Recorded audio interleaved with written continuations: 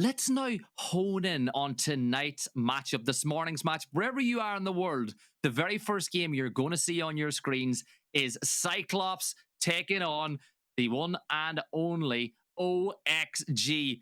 And Whippet, this is a matchup where I think it's probably the two most contrasting styles that we have at this event. You have very different styles working into it. You have the North American meta coming in with OXG. You tend to play within that style. And the Strat Bowl of CYCLOPS. It's always unpredictable. As the veto rolls out beneath us. And we're going to see Oregon, the first one to come out there. That's going to be map pick advantage for OXG, personally. I think that more default style is going to be very difficult for CYCLOPS to break down. Gibby, any other thoughts on what maps you might see? Well, I thought that we weren't going to see Oregon. It's a high ban preference for both of these sides, and I didn't expect to see Theme Park either, if I'm being honest. So, two teams that I suppose they're hiding something all year. Now you got to take out those hidden strats. Final bans come through, and the decider is Chalet. And funny enough, Chalet is the map that you and I both agreed we would see in this matchup. I was not expecting Theme Park. I'm not too like it was not on my radar for this one. Chalet, I was hoping we were going to get some action on, but the fact that Oregon pick comes out to me, that's going to be advantage OXG straight away in this series. I think that style is going to work out very well for them. You got to think that they came to this event, they're playing a very North America-centric meta, and that's kind of where I think Oregon's going to be more beneficial. But it's time to get ready for this one as we dive into action. Elimination matchup, OXG versus CYCLOPS here on Oregon.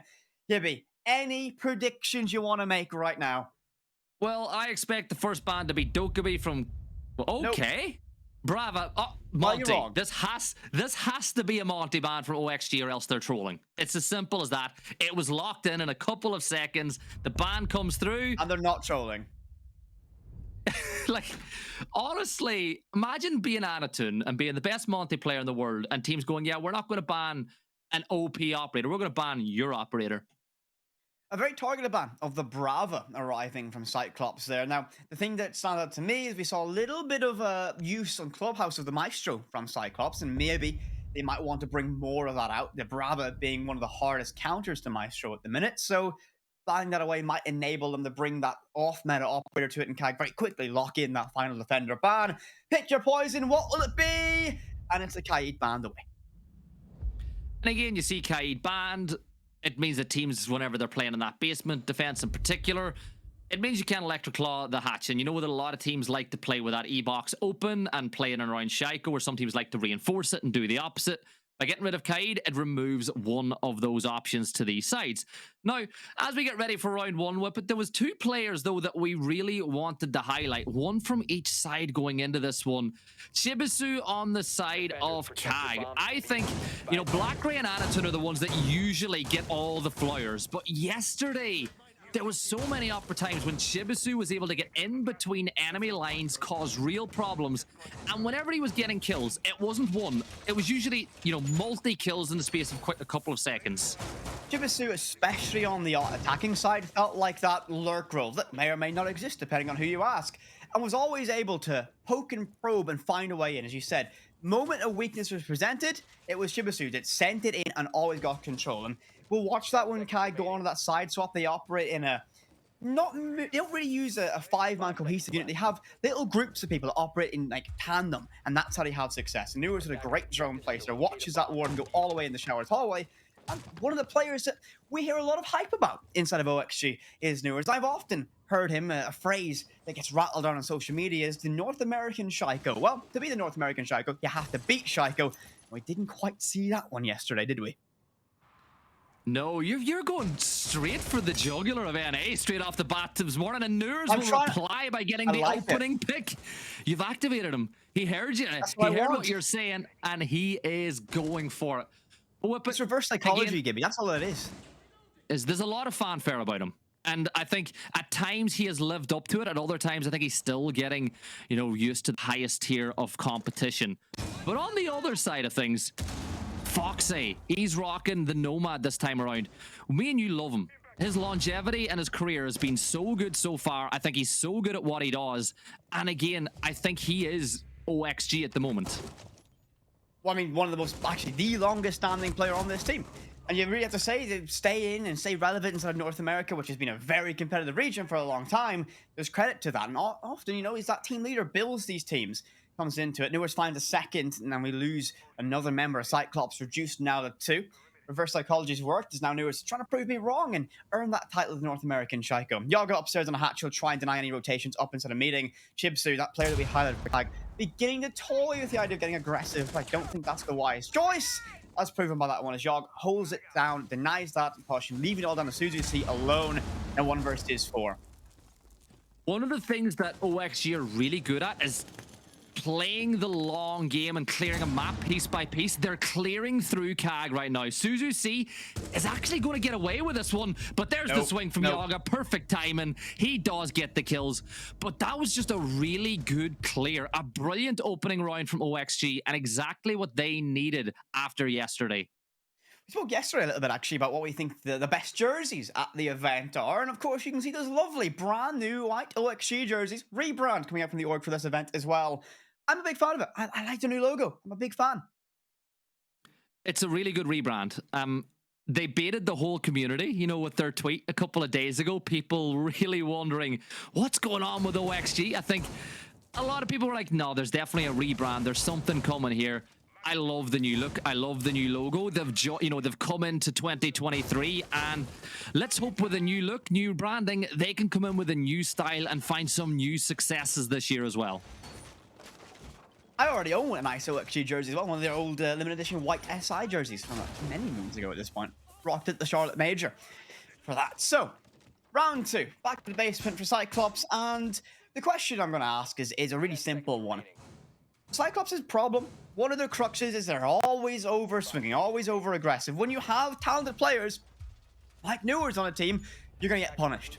Right, as much as I made a joke saying about the NA Shaiko, he's a very, very talented player. And if CAG are like, oh, let's swing, Newers is going to shut you down. There's no other way about it. You swing, 2 Newers, you die. Simple as. If OXG play anything like they did yesterday, though, they're going home. That was a very poor performance by them. I expect so much better from this roster. And another opportunity for CAG to get the opening pick, but this time he falls back. That's twice now the open engagement has come that way. And in reality, CAG haven't won either. They've lost the player the first time around, and they're forced Black Ray to fall back to site this time around as well.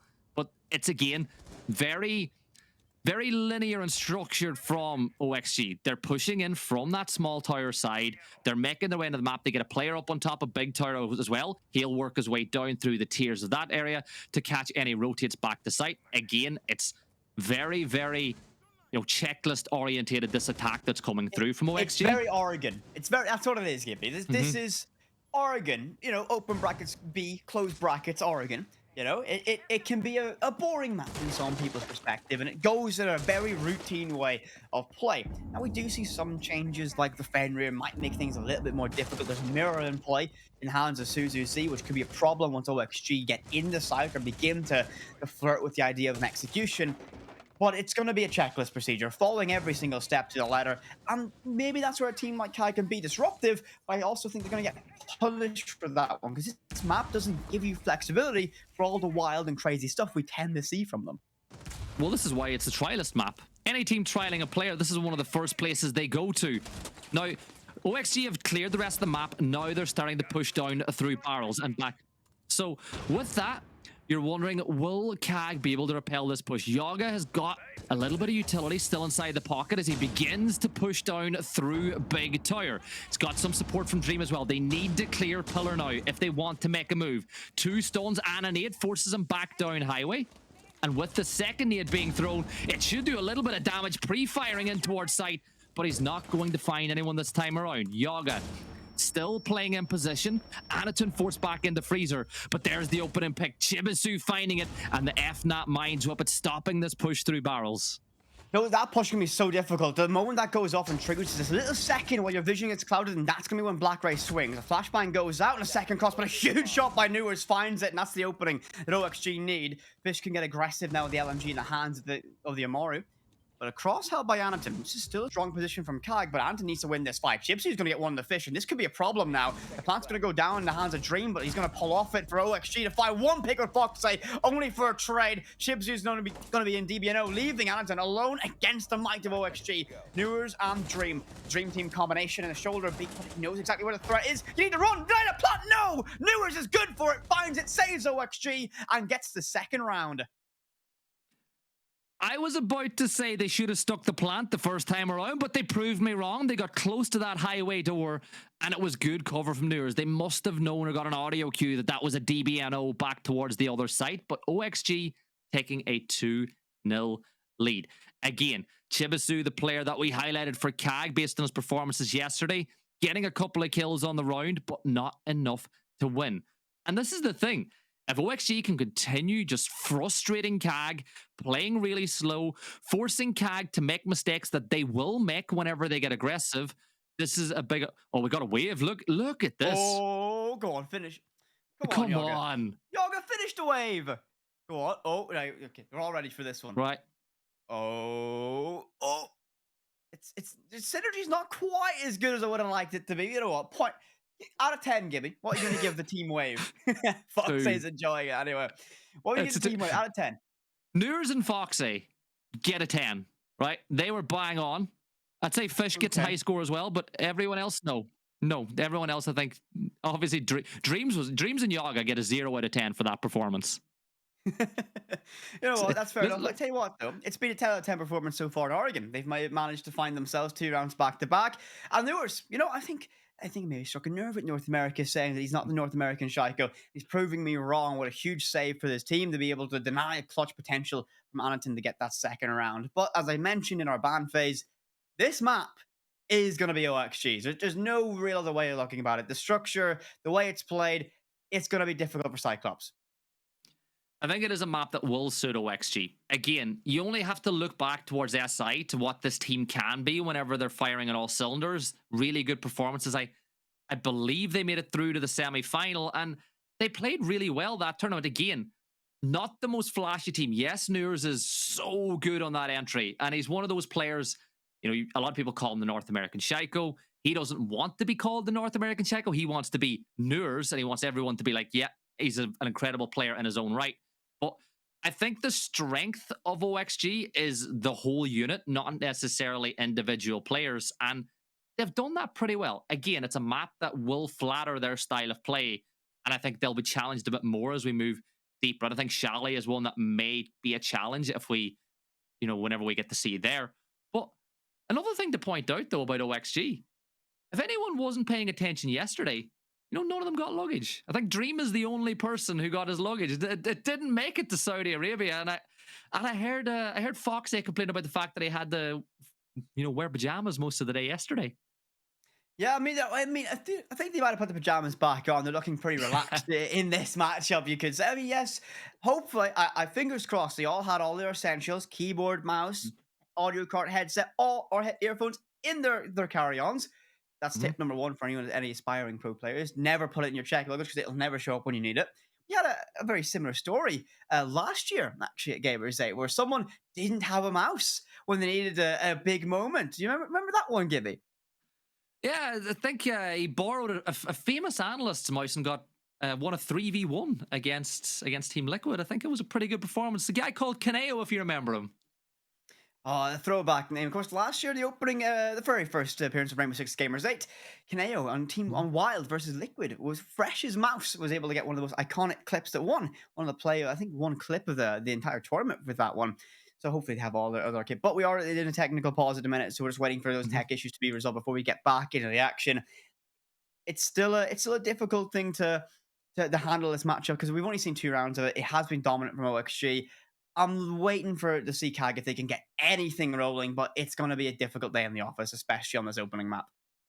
On the first map, yes. And I think there is a lot of CAG fans watching this broadcast as well, so we'll show them a bit of love on their side. Again, they played W7M yesterday, the best team in the world right now. A team that looked near untouchable in most of the games that they played. I think their run from the start of SI all the way through to the end of the major, the only real game that they lost was the SI final. Their so good. And CAG won a couple of very impressive rounds against them. They were able to find the soft spot in those W7M defenses, and they were able to exploit.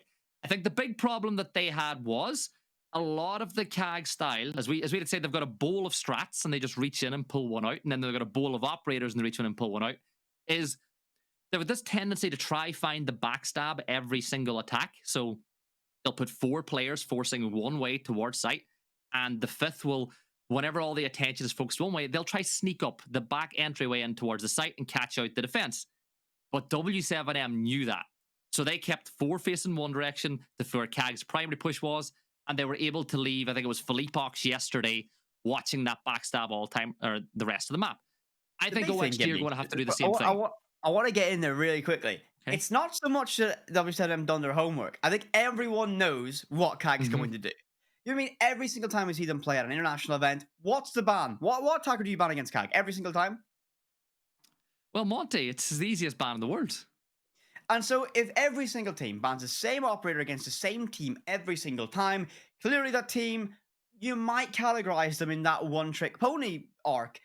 They're more than that, but they're a team that I think relies on individuality way too much to have success. You know, you mentioned that OXG are kind of a greater machine than some of their parts from time to time. They are a really cohesive unit.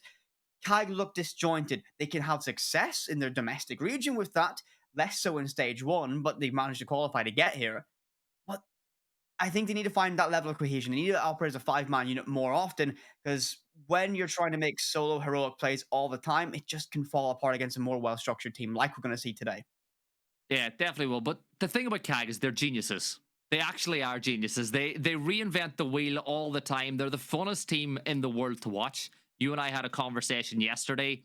If we could just work Japan for the rest of our lives and cast games like CAG against Varel, we would do it every day of the week. It'd be so much fun. Now, while we are going through the tech pause, we are going to jump into a live broadcast pause as well. When we come back, we'll have the continuation of OXG against CAG.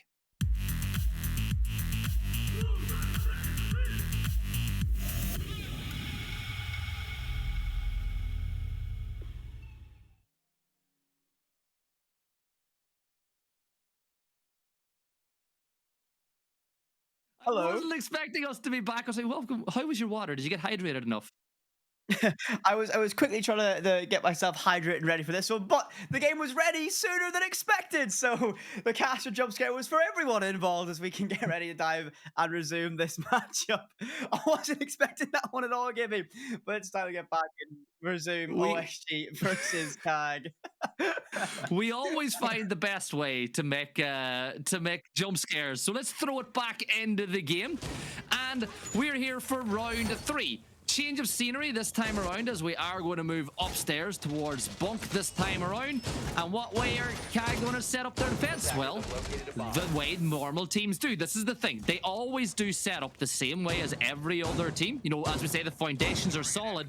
It's what happens in the 3 minutes after the prep phase where CAG get to playing the way they normally do. And interestingly enough, Whippet, the first thing I'm seeing is the first one of those Echo drones are being put down inside of dining, and they're setting up pretty strongly here on the ground floor. I've seen a lot of use of the Echo from the side of CAG, and you know, it's given me nostalgia. When you think about who was it that revolutionized the use of those yokai drones? Of course, it was Big ET back in the Berlin Major, but it's not really been a very popular tribute for many teams at this point. And Anton is going to finally get that opening pick that CAG have been hunting for every single round so far. They extend on that one-player roam, they hunt for that opening, and this time it was going to be Dream that falls, and that's the Aruni, or so the Amaru, gone first. That's a big pick, because usually you send the Amaru and the T3 really early and take control of that section map. So now all of the pressure that's going to come from this small tower side is going to be pretty linear. Now OXG need to get some players over towards Master Bedroom, but instead they're still pushing with 3 members, and it looks like they might even be thinking about going up White Stairs. Now, the Gridlock pick again, we saw Gridlock get used expertly in one of the games yesterday. Going to get used here again to try prevent any rotates coming through. Now, if I'm OXG and I know that Anatun is on the roam like he is right now, you toss another one of those a couple of those Mines out on the ground by Zulu, which is where Anaton is right now, and you toss the rest over by Kitchen. But it's a little bit slow on getting on the move, and Anaton might be able to find another one here on to Nurs. Yep, that's exactly it. You almost see the future. Gibson's Nurs is next to fall. CYCLOPS find a second. Anaton makes it a third. Fish is next to off the board. And well, this is what we mentioned. When CAG find a way in and those individuals can shine bright, they can find rounds. So we're actually in a bit of a problem now. And left in the 2 versus 5. They have to try and brute force this, but Yager, well, he's going to find the opening on the black right. Foxeye down below. The wily veteran has all the experience to draw upon in these positions and can likely direct Yager to try and find an opening to expose CAG. And down below in Classroom, Mercury could be a problem. This pinch seems to arrive on him.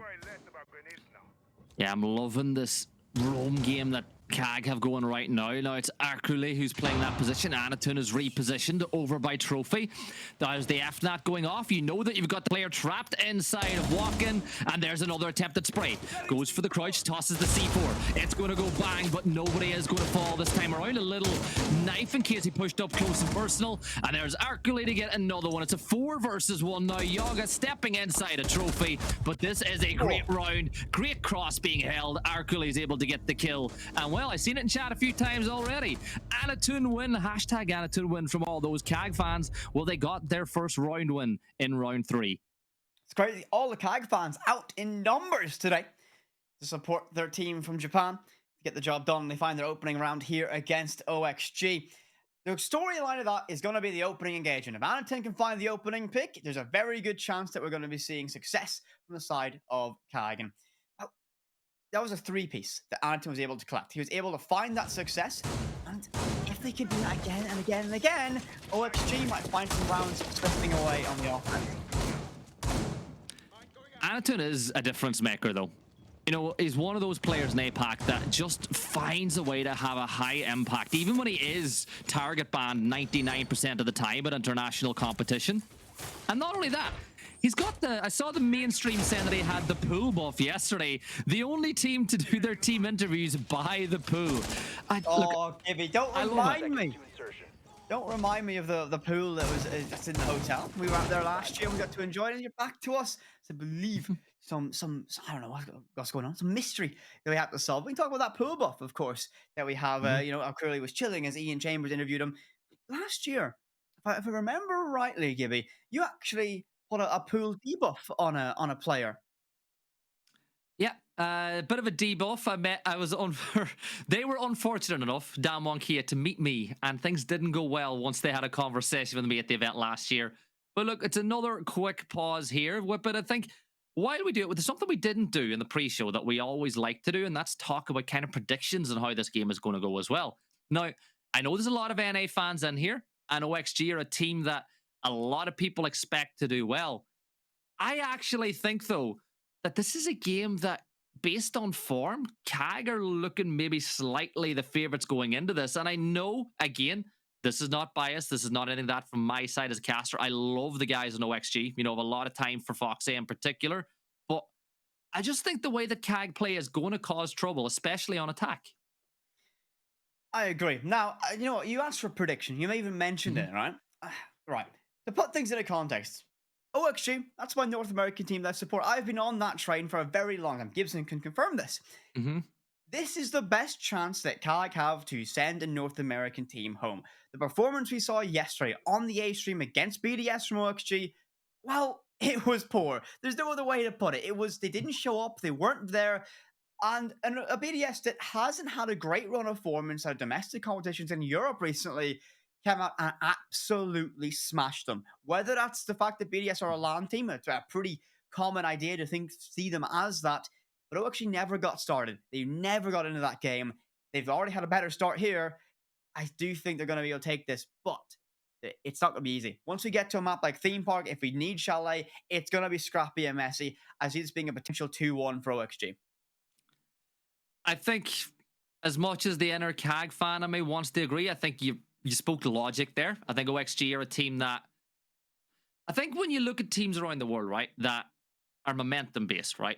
When you look at teams that they don't make their own momentum, but if you give it to them, They start winning games. The confidence grows. They play better and better the same way they were at SI. You know, there was a point at SI where you were like, they're just going to find a way to win. They're not going to do incredible plays. They're not going to blitz a team out of the game, but they hang in there. Usually whenever they're playing well, they hang in there and they find a way to win. So we're going to throw it back into the game now as we get ready to see round 4. But this is the thing, if OXG can just stay in this game, I can see them winning. And the confidence that they will get from this, is it going to be enough for the team that win this, though, when you consider that they're going to play the losers with a bit of, I think, is it W7M, BDS? They play the losers of that one? That's not a game I'd want to be playing in. No. I mean, playing anyone in an elimination match is just not going to be fun, because you know the stakes, you know the consequences. If you lose, you're done. And no one wants to be leaving more empty-handed than you could do at an event like this. Mm-hmm. The only thing is, though, you do get eliminated. You know, we made a lot of jokes about G2 going back. As far as I know, the players get to stay to the end of the tournament. So, you know, they'll get to enjoy the hospitality and have a bit of fun out there. But so are you telling me that G2 have lost early so they can have a nice relaxing holiday where they can chill by the pool all day long? I didn't say that's why they lost, but it's going to say it's what's going to happen because they lost. And to be fair, as a G2 fan, that is my hopium. That is my copium.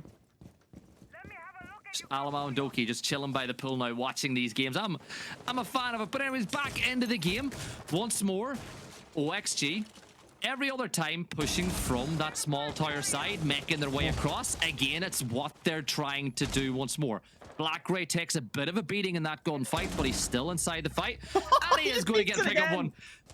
You know the way people always talk about Iana being almost impossible to see? The head just stayed out beautifully there for Blackray. But also, like, the confidence, right? You knew it, just watched him cross once and go, okay, I'm still going to hold it. You don't really expect Blackray to peek that again and to win it. Does so. Or could he very extended up inside of showers? And Foxy has no idea. They have no idea at all. And Arculi could find an absolute freebie and is going to. Patience is a virtue and finds a headshot of Foxy. 5 versus 3. Cyclops in the lead once again. And all of this stems from the early pick advantage given to them by Blackray. And it's the way that they're playing.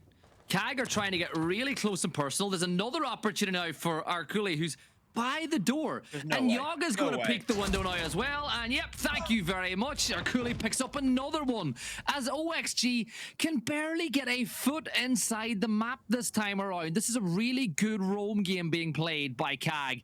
And the fans are loving it. But you know that old saying, HP is a mindset that Tristan told us once? That's the way CAG are playing. Fish is going to peek, finally takes down Arculi. But again, even on low HP, they're staying in their fights. But at this point, it's like 70 seconds left, and you've got one player, you've lost 3. I think that's a worthwhile trade-off for CAG in this position. So now, OXG, it's time to problem solve once again. Fish and Dream, the last 2 standing. So you have a veteran in the hand of Dream. Great support player. A mirror window facing in the Laundra, facing in the freezer. So you can't really push that one safely. So a rotation called. They'll likely try to hit backstairs. They'll feel that might be a weak point. But Bobby, closer, and with time restraints being a problem, it could be a direct avenue of approach for them in this. Cyclops, don't overextend. Don't get too silly with it. This should be a second round and you can tie up Oregon. Yeah, so what OXG are going to do now is open up those hatches just to maybe make CAG wonder where this push is going to come from. But again, they can rule out Freezer. They're not going to push through Freezer. If they push down through Laundry, there's another mirror window that's pretty common in position. Shibizu is in great position to just impact trick those pellets as they try to open up that window. Now, what this does is it forces OXG to take on gunfights that they cannot win. Dream is going to push down through Freezer. Fish is going to get picked up by the player on Bomb Chassis. He's going to get in a gunfight. Shibizu gets the kill. That is such a good adjustment from CAG. They realize, right, that OXG push from small tower every single time. Well, instead of wasting one of those mirror windows looking in towards barrels, let's put one in Freezer. So even if we do lose the battle by small tower side, pushing Freezer is ill-advised. I love that adjustment from CAG. For everyone who's supporting OXG, this is a very scary idea. If you lose Oregon, the map that I think lends itself to the North American style of play the best in this matchup, that's going to be warning lights popping off absolutely everywhere. But the big thing is, if you cannot lose the opening engagement, you can find the opening pick, like, tend to crumble under that pressure. Their bounce back statistics are not great. And when we mention bounce back, that's the stat line of where you can recover around after suffering the opening casualty. And CAG, well, like to have themselves an early advantage in a matchup. They very much struggle to get back into it after that. So, for XG, perhaps maybe a more cautious approach to getting into the building, perhaps more thorough droning. And I think, again, though, it's CAG realizing what OXG are bringing to the table. You know what? You can't give Anaton Monte. Give him a clash. There you go. He's going to rock that this time around. It's not the same. It's not the same, but look at yesterday. Look at Batman whenever he was on CAG, or whenever he was on the clash yesterday. Iconic on CAG. Whoa. That'd be Jover. It would be Jover. If I saw Iconic with .cag in his name, honestly, I think Apex winning the next Invitational. I think that's how we can put it for that. Fish will try and make an entryway into the master bedroom. They begin to gain control upstairs. Has a drone ahead of him. It's his own drone, but being thorough with this as Yaga begins to work on verticality in small tower to clear any of these default positions and make that wall more vulnerable. Spots and the tech stack clash and begin to try and work away. Tempting, baiting, holding those nades in hand, maybe waiting for a member of CAG to get aggressive and try and swing him. Well, Fish does get the opener, and it's good to see that stat line for him starting to improve. It was not a good day by his standards whatsoever. But again, you look at the push from OXG, trying to take it through small tower. CAG are like, you know what? If you want to push through small tower, we're going to meet you there. It's a pretty easy attack for CAG to read. Now, Shibisu playing on the dock means that he can stand there, take those gunfights, get himself back up to full HP again. But at some point, OXG need to push into the building. There's 1 minute and 30 seconds gone. As you can see in the minimap, they've got no foothold whatsoever, and this plays into CAG's hands even more. To play devil's advocate for this one, though, they've got one less rifle, one less SMG to work with. They have that clash, and it will take a lot of time, resources, and utility to clear Anaton in that position. However, it's one less active gun for OXG to necessarily worry about. And Fish is going to cause a problem. I speak too soon. Chibisu finds him, and a second one of the newers. Kaga found their mojo now, and looks like to take another fight. Yoga will find that trade and bring us back level 3 versus 3. But still, you've got that problem that when you try to push through, Clash will just start shocking you. That's what's going to happen. They're going to try to plant. The C4 goes, and Arculi gets another one. Habana peeks out as well, but Dream manages to step across, and then there's Anaton getting a little bit too aggressive, and it's all down to Arculi, and Yaga and Dream combined to get the round win. But again, that's the thing with Anaton, okay? Sometimes he gets a little bit too aggressive. That's what happened. And then once you lose that player that's by the door, it becomes a very difficult defense to hold. And OXG are able to capitalize and take the round win. That is a systematic problem with this roster, though, right? For Cyclops, every single time they have an impressive run against a team, they overextend, right? In that position, they have that round almost wrapped up in a nice, neat little bow. However, Anaton extends a little bit too far, gets caught out, and his teammate, like Chidor in DBO, there's not much Suzuki can do to save that round against that position. Everything's open up, has to swing, has to fight, and the cover is good from OXG. Just don't extend. I know, I am a massive fan of this aggressive in-your-face playstyle that we see from Cyclops, but they need to slow it down. They need to find that moment where it's, you have your aggression, you have going all out, all on that throttle, find the brakes when you need it. And they might be a very dangerous team, but until that identity crisis is fixed, you'll have more rounds like that.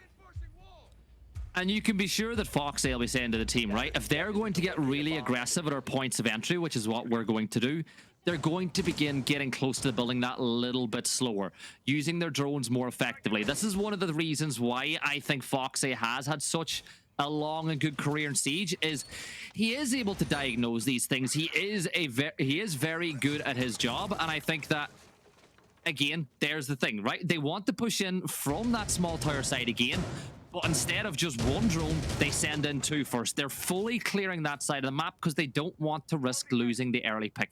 It's a micro adjustment by OXG, but it's the right one to do because CAG have been winning those entry battles. And as I say, Anatun is going to get another one. And yeah, that was the player trying to get some pressure onto the master bedroom side. But CAG are winning almost every single entry battle. Basically, in the last 3 rounds, the opening engagement has... Actually, in the last round, it happened to Fish, but it was the 2 rounds after before that, it was always CAG that were able to find it.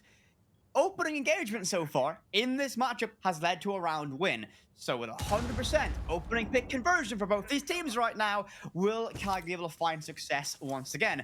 Anatun down below, trying to wait for someone to perhaps go on that game's window repel. No one's there. An impact trick will deny the second. Element charge the second part of that sequence. They have a lot of resources to keep opening that up. It will get patched up.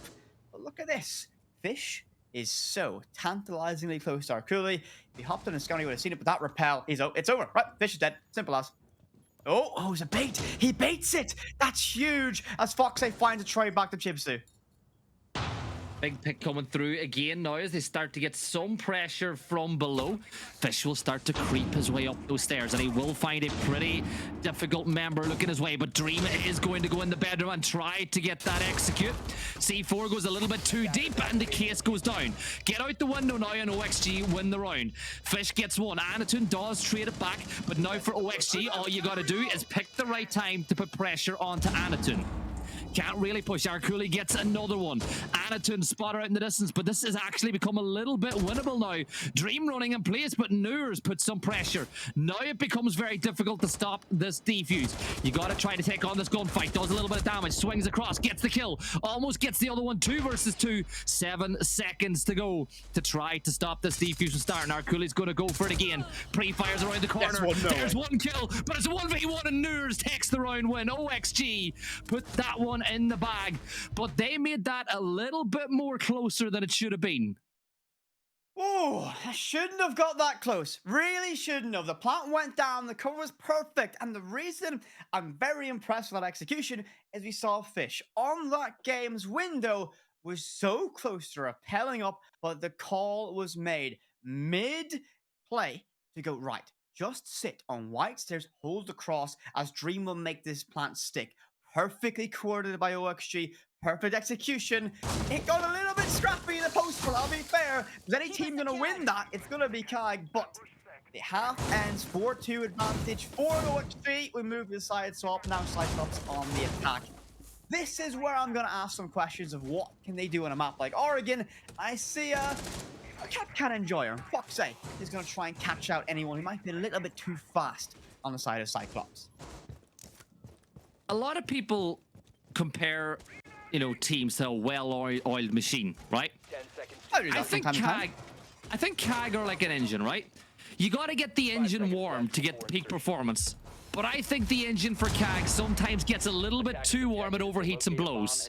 They get so up on high tempo that it becomes a bit of a problem. And I don't know about you, but that's the way it feels watching them sometimes, because they get the engine to the right temperature, but then they just keep the foot on the accelerator. The temperature keeps rising, the oil pressure skies, and it just blows. I like this. It's more like they get too much momentum and they overshoot their target. I think that's what it is. I feel like they get very into a round when you have Anatun and Blackgray finding pick after pick after pick, and they tend to overextend in these positions. I think they feel themselves too much in those moments. Chibsu, first to take some damage. Source of that? Oh no, that's a cap can trap. Simple. So they now know that there's a cap cannon in play. Didn't even check for it and loses over half HP on the Nook. And that's good. A little bit of something to take a bit of HP off CAG. That'll help the way OXG are playing. And you know what I like? OXG adopting Fenrir as well. Something that, some people say is they play the old school meta. Well, let's bring in Fenrir and see what way you can use that to have an impact on the round. Yaga is playing that Shaiko position. You toss those Kiba barriers in a few seconds onto the stairs. You create a one-way where as Shibizu pushes down the stairs, you see his feet. He can't see you. It should be an easy pick. But you know what? Arculi will just walk down Laundry stairs, pick up a kill, push his way back in towards that meeting area of the map again. This CAG are fun. And look, they're bringing out Grim as well. Why not? Look how separate they are, though. And this is one could understand. I love this team. I love how they play, but look how separate they are. It's 5 individuals. They're all on their own little side quests, trying to find a way into this. You might get the opening pick, but there's no one there to trade you if you lose that fight. There's no way. And look, there it is. A cap can goes off. Box8 gets a freebie, and you lose that Grim. You lose those Bs. However impactful they could have been, and the case is covered. That should get recovered reasonably fast.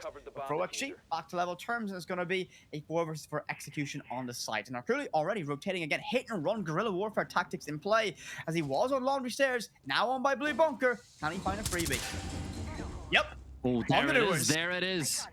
Well, if he steps in, there should be an FNAT. There should be an FNAT on this door. The minute he steps in, Dream should be able to get a kill. Great C4 from Foxy. Gets himself a double, but it's back to a 2 versus 2. Arculi, HP low. There is no FNAT on that wall, though. Chibisu's going to get taken down by Yaga, and they know that Arculi will push through barrels. Inside of Blue now, pushing his way towards Pillar. Knows where the case is, manages to grab it, but this is a very difficult situation to win. You can see the fact that the camera will tell them that he's in default now. He's going to try to bait them out with a plant, steps back into cover, but whip it. This is going to be another good round from OXG, as they will take a 5-2 lead. There is no way back in this one. We've seen some touches from Kag so far. Gets one in the core kill. No way it's going to be an ace. 1 second left, and the Kiba barrier denies it. Arculi very close, only denied by Kiba barrier for an ace clutch to save the round, but Foxy holds tight, stays alive, and gets it locked in for OXG. And the Capcan trap that they found on towards that pick, the trap got on towards Grim, could have been the deciding factor.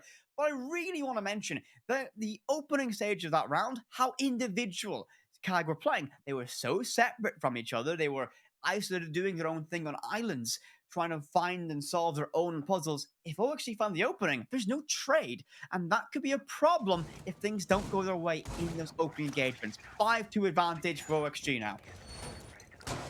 Yeah, OXG managed to win the round, and the thing is, though, they still made a couple of little mistakes that I think they need to iron out, but all in all, at the end of the day, it doesn't matter how you win the round. All that matters is that you win the round. They've got a 5-2 lead. They're on defense on Oregon, a map that will suit their style better, and it is a position that I think they do prefer, being on the defense, letting a team come at them. I think OXG probably win this one within the next 3 rounds. There will be some fireworks from the side of Kag, but this is a really good reply to any critics that came at them yesterday. This is a much better OXG performance. It's an OXG that Vulcan up. I think they found, I think they've seen, addressed, and made changes. Redeemer's been a coach for a very long time, so has that wisdom to spell upon this team. Is able to make those changes again. Much more alert, much more awake, much more of a problem to deal with. Question is, though, is Kai going to be providing a real test of that as they begin to, while walking down the red ping, will identify Newers as that threat in Laundry, but they might just ignore it and be cautious of an aggressive push from Zulu. You see Fish inside of security. Mute Jammers will likely reinforce that position, but Chibsu's entire intention is to get 1 pick from a nade down below. Yeah, Fish is in that situation as well, where he's playing inside of security for his life. Fully reinforced shotgun at the ready. Chibisu. So, in the background, a member of Kag went into the basement by themselves and pressured him from bunker, so he couldn't use that freezer exit. And they had him pinned from Zulu. Perfect droning, perfect execution from the side of Kag. Well done. They find a second one as well. It's good attacking, but this is what Kag do. We say they play the meta, but they play it with a different type of lineup than what you would expect to see. Now, Fish is still playing in this position. Again, this is his spot for the entire round. He's not going to be able to cross to white unless Black Ray gives him that free pick. And you look at the rest of the way that Kag are playing, they're still playing from that ground floor. Eventually, see Chibisu stepping his way in towards master bedroom, and Yaga might be about to get pinched here as well. I'm not sure if that wall is, yeah, it looks like it's fully reinforced. Anatun is able to find another kill. Fish pulls one back as he now is able to rotate back towards site. But with that breach being open now, Fish needs to prevent them from stepping on through.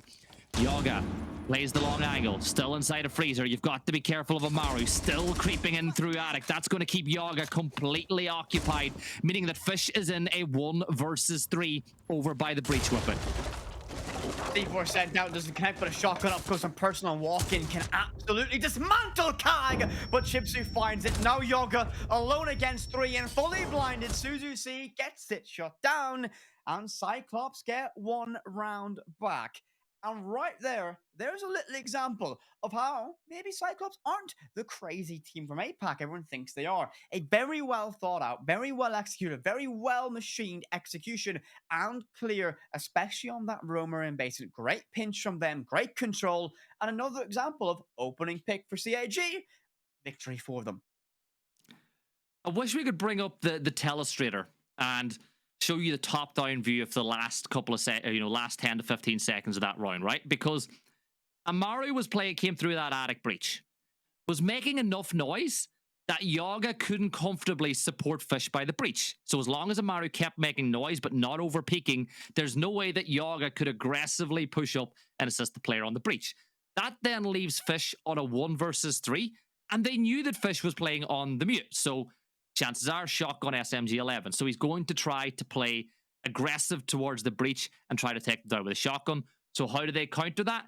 They stay back from the breach and wait for Fish to get too aggressive. They wait for Fish to try make a play, because when you're in a 1 versus 3, there's a lot of pressure on you to feel like you can make the play. And Cyclops waited for it, got the kill. I genuinely think that the way they played that 4 versus 2 was so good. Expertly done. Expertly done from the side of Cyclops. The question, though, is if they can continue that momentum after a very well thought out round, a very well executed round, will it be the same here again? Kitchen and Meeting will be the site of choice brought out, typically a tertiary, but OXG are going through the rotation, win or lose. A great mindset to have as a team. Didn't see Cyclops do that. They like to repeat their sites, actually, when they lose on the defense. So, will we see more of the same, or will it be more of an aggressive play? Considering the glass is brought out, I'm feeling we're going to go a little bit more aggressive. There's a little change here as well. You know, it is the basement side, but they're putting the cap can traps on walk-in, right? So, usually when a player steps into the master bedroom, the first thing they do is dash into walk-in for a second to get some cover. Usually you're not going to drone that out. That could pick up a little bit of damage or get a knock onto CAG a little in the early stage of the round. Elsewhere again, they're bringing Fenrir. They're looking to stop the pushes from coming through. The only thing that maybe could be a problem is Yaga's a little bit alone on an island here inside of attic, and it does look like CAG are going to put pressure, particularly with that glass on the big tower side. Actually, with glass is always a scary thing. But if you know it's a glass, you hear that DMR go off and you see a plume of smoke, you're like, oh, I'm not going to peek that. That's a bit dangerous, isn't it? Everything pressuring from big tower so far. The backstab will arrive from small. That's just what we're going to see stylistically from a side like CAG. And a very good drone network established from them as well. They've only lost 1 in the prep phase. And again, maybe that's the benefit of not having to worry against playing against the stallers, because OFG haven't brought it up this round. They enter the building, and still, I do not see Cyclops contesting much on this top floor. Again, I just love the way CAG approach these problems. You know, you've got 4 players now pushed over by backside. Suzu needs a little bit of assistance in getting those bandit charges, so Foxy will stay in this position, but you can't let Arculi just step up like that. Right, Foxy, you cannot let them do that. Now the breach is going to get open. The C4 is going to be wasted as well, and there's an opportunity for CAG to push in towards site. This is a really big opportunity for Cyclops to go 5-4. They haven't got a pick yet, but they've put so much pressure on OXG already. Dream still has 1 C4 in pocket, which could be huge if they try and make the execution stick within the smoke. Now, if they do a smoke plant, remember, Anton has that thermal scope. So if you swing wide to get that C4 detonation, you're going to find yourself right in the vision of a very strong DMR. And here they go. They're going to try and stick it in his Dream even closer to make this work. As soon as he doesn't send it straight away, waits and is patient. And now, well, this is going to be a very difficult position. That plant is going to go down. Yaga finds one the black way, but it's a post plant now for Cyclops. What can OXG do? Yaga needs to get aggressive in front of Alex. He drops the phone to give himself some extra cover and needs to find a headshot, but can't do so. Alex finds it. Needs a second one lining up in Alex, but loses the fight. Upstairs to Fish. And Arculi finds one in the action as well. He jumps out the window to hold it. Cyclops in a great position to hold his post plant as Fish goes down on main stairs. And it's going to be over for OFG at this point. They flurry in 1 by 1. It's all wrapped up. Suzu gets the final. And they get 1 more round. OXG. Warning lights begin to flicker. I think there's a bit of trouble in that defense. If you're playing Bandit, you gotta cover the door, right? It's as simple as that. It's the easiest thing to read where those bandits are going to be. Obviously, with Kaid banned, it's a little bit harder to keep that wall safe. So you need Foxy to play a little bit more aggressively on top of stage. He has to prevent the player from getting across, pushing up, and getting rid of those bandits. Then the problem is, once they got rid of them, he jumped the gun with the C4. Instead of throwing it through the breach where you know realistically they're going to be, or keeping it in pocket for a little bit later when they go for the execute, he tried to make a big impact play in the early stages. It didn't work. CAG, again though, give them so much credit. I think they knew that Foxy was playing a little bit passive by the door, and they just said, you know what, if you're going to give us this opportunity, we're going to take it. And once that case went down, they were in the perfect positions to prevent OXG from taking that round back. The thing to me is the fact they knew that C4 was gone. You know, Foxy used it very quickly, and without that C4, that plant is free. And that's the concern now. The reason I think that C4 was used so early is how often do you have to deal with a smoke plant with the glass on this site? It's not necessarily the most common, not unheard of, but OXG, you know, we've seen them described as they still play a very NA-centric meta. Would that strat have worked against a team like Dark Zero? Yeah, probably. Not against CAG. It's a different beast. International play means you have to adapt and read into it. I don't think they expected that execution to come out. Great execution to land and great way to stick it and hold it in a difficult post plan for CYCLOPS.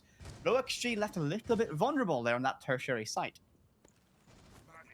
So now you're in that scenario over OXG. If you let CYCLOPS pull this one back, you get into a little bit of pressure because there's only going to be one match point in this game. If OXG hold their nerve on this basement defense, they get the opportunity of 2 match points to take map 1 on Oregon. Looking at the way CAG are playing, very execute heavy lineup. You've got the Ying, you've got the Dokkaebi. The first Candela goes off to allow Anatun to step down in towards Freezer. And, well, realizing that a support isn't going to come through the smoke, it delays the push just a little bit. Elsewhere, you look at the CAG positions here, Whippet. They don't need to get aggressive now. The problem for CAG is sometimes they get too aggressive, but they're in very good positions now to wait for an OXG player to make a mistake. The question is, though, will CYCLOPS be able to keep themselves more reserved, less aggressive? Anatun was very keen to charge through that smoke. It has a second Candela that will go very deep inside a Freezer, but a bit of a faux push. I believe it get caught by a Magna or an ADS. It's not going to be in play. Actually, I don't think he even tossed it. I think they decided it's going to be another example of hit and run tactics. You put some early pressure inside of Freezer. They're going to rotate towards blue and use the Ying to get control of elbow as all the resources begin to assemble for a hatch drop execution into electrical. Last time, Foxy C4 was able to find 2. He's not had an impact with his Capcan traps yet, but he can still do that the moment they decide to drop. But the execute is getting set up. They're still putting players in positions, getting rid of the barbed wire to allow Arculi, who's going 10-3 since the rehost, to begin pushing down towards that pillar position. Again, I'd like to see maybe more nades, but they do have plenty of stuns to make that push work. Anatun will toss that Candela as he gets ready for the smoke to dissipate. Pre-Fire's trying to beat the push, but Arculi on a half a HP is going to manage to find one. Nurs is able to trade one back, but so does Chibisu. There's the push down through Laundry. There's Black Ray getting one out of his own as well. Fish down inside a Freezer in a 1 versus 4. CAG are leveling up the sides, but Fish finds one, isn't going to find any more. Black Ray gets the kill, and we're level at 5 rounds apiece. Black Ray on a mega backstab there as well. Everything is going to be focused on that execution in blue, bunker, and electrical. They're expecting everything to arrive from there. And all of a sudden, in the chaos of Ying Candelas and a Dokkaebi call in your pocket, in charges an SMG-12 to rip apart your backline. Very well done by CAG, and as you said, Gibby, they are level here against OXG. Remember, the best chance for a team from Japan to send an NA team out of this event is this matchup. And while if Oregon goes the way of CYCLOPS, it is anyone's series. I think that if CYCLOPS take Oregon, I think that it's over. I think CYCLOPS win at least one other map in the other 2. Oxygen need to win this map because it's the one that suits their style of play the best. Before this game, we were like, right, who's the player to watch on CAG? Is it Black Ray? Is it Anatun? Is it Suzy C? Arculi is going 11-4. Shibisu is going in 7-4 since the rehost. Since that rehost, Arculi has been activated, and they need to find some way to shut him down. And once again, Cyclops, they're going into this one, different operator lineup, player swapping, but again, it is so heavily focused on that execute. Ying, Flores will do a lot of prep work for them. Habana gets the hatches. You've got Iana on entry.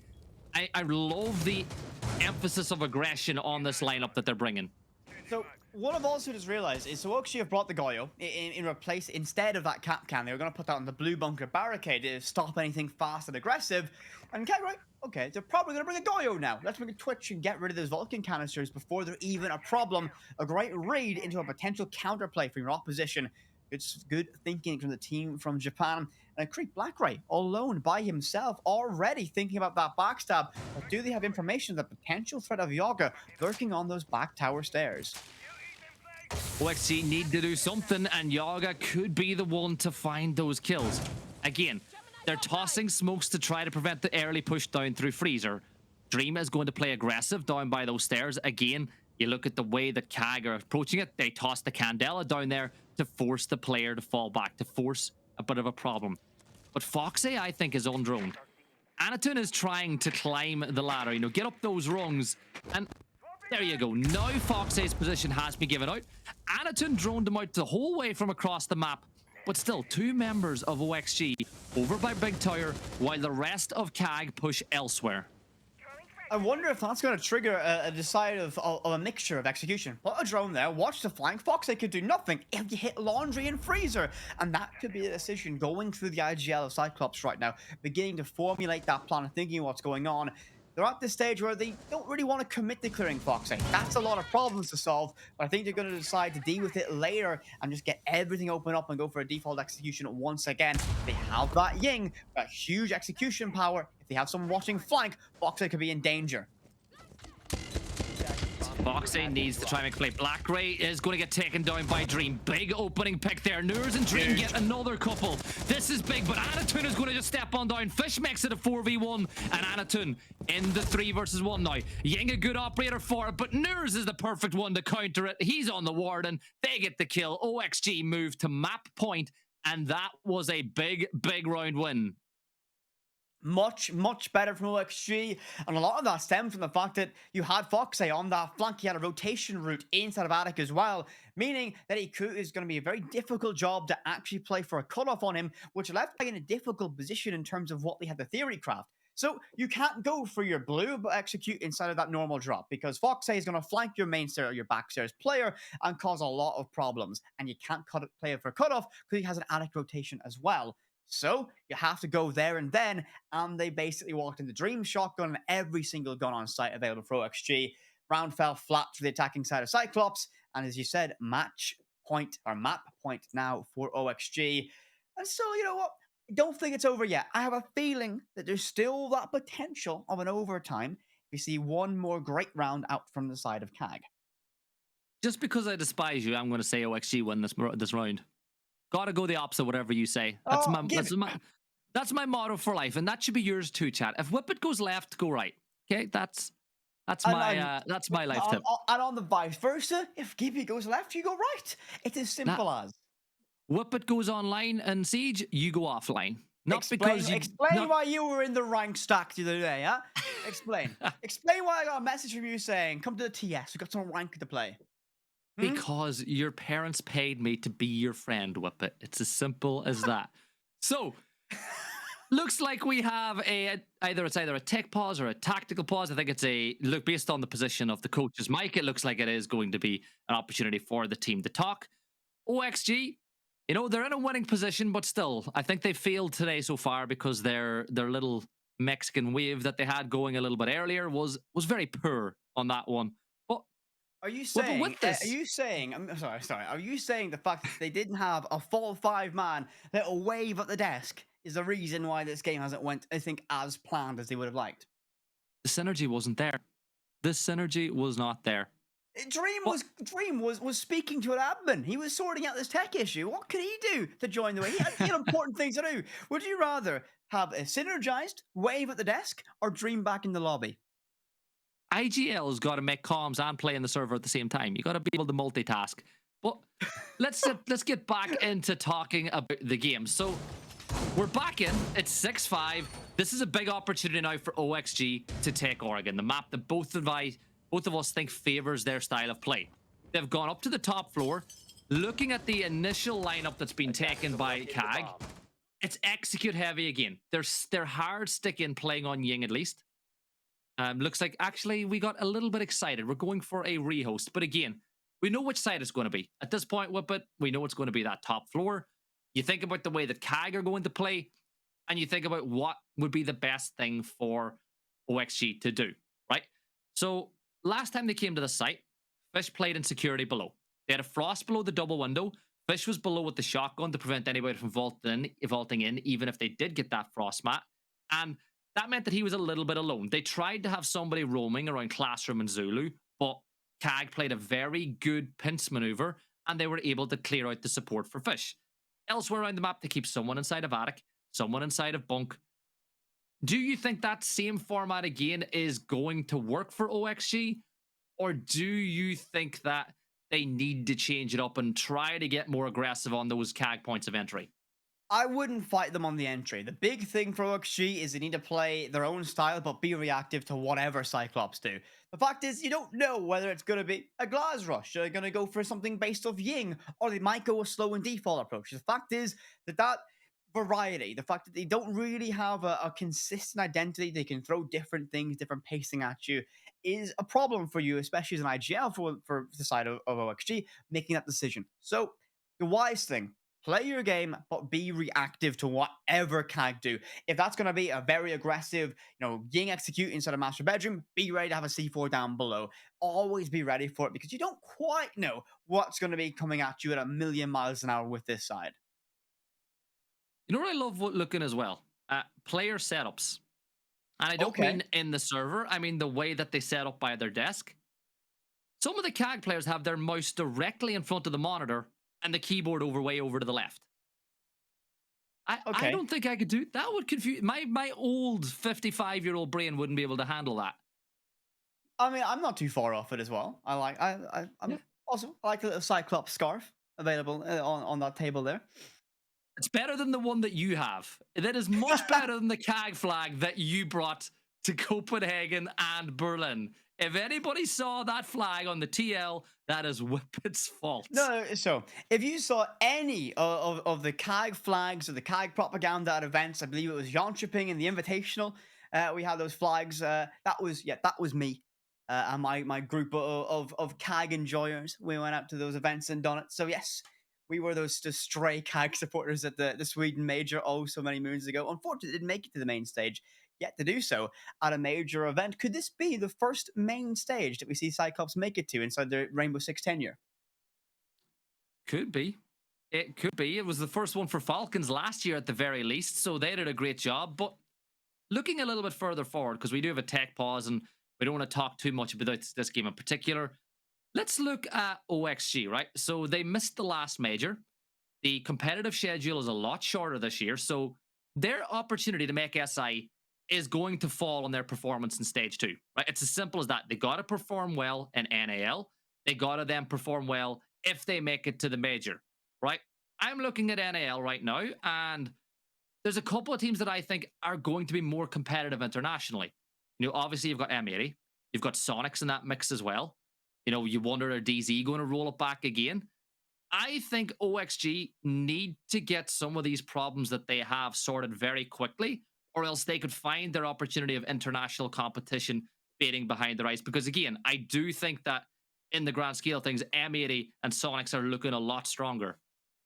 Yeah, I mean, the scary thing is, inside of OXG for North America, you have those two teams that are very much at that point. I think we spoke with members of Sonics after the Sweden major, and we're seeing kind of a little bit of the inside of their thinking. So we really do see them as that potential team to be one of the many teams that can carry that burden of North America's title hopes. M80 have risen from that again. A great team has come together. They've got a huge import coming in from Europe and hands of spot. You've given them that firepower that's been kind of key to it. As much as North America don't like to give him his roses. When they win a round that's difficult, sometimes it can be on the back of one play from Spoit, and that's why they paid out the big money to have him on that team, have him in their region.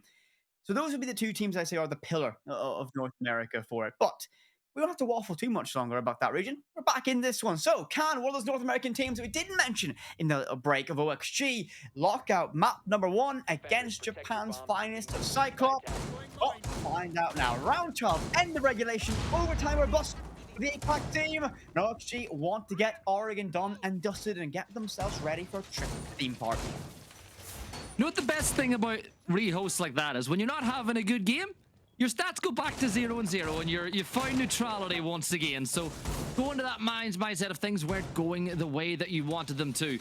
But I think for OXG, you got to shut down Anaton. The way that he's been playing, and it's Arculi actually the player that was going, what, 11 and 6? Something around there, those lines go after that rehost. So you got to shut him down. Looking at OXG's setup, they've brought the mirror. This will allow them to hold this side of the map. So you put one potentially on this wall looking in towards dining. You put the other one maybe in around sight. Some people like to put it up towards attic looking across. There, yeah, exactly. Look, you know what, Observer can't hear us. I just want to point that out. Our Observer can't hear us, but he is bang on the money with showing us where that second one is. Oh, are you just a psychic, Gibby? Or have you read the script? Shh, they're not supposed to know that we get the script before the game. You've read the script! Yeah. And you're not going to tell me the results. This round's the fans are going to enjoy this round. Yeah, you say the winner of this round are the fans. No, I'm not doing what Ace and Demo do from time to time. I'm not saying the winners are the fans, okay? The winners are the winners of the map. I think you just did. Winners are the winners of the map. There's the Candela coming in, a 2-player push in on top of Yaga, and Yaga is going to fall.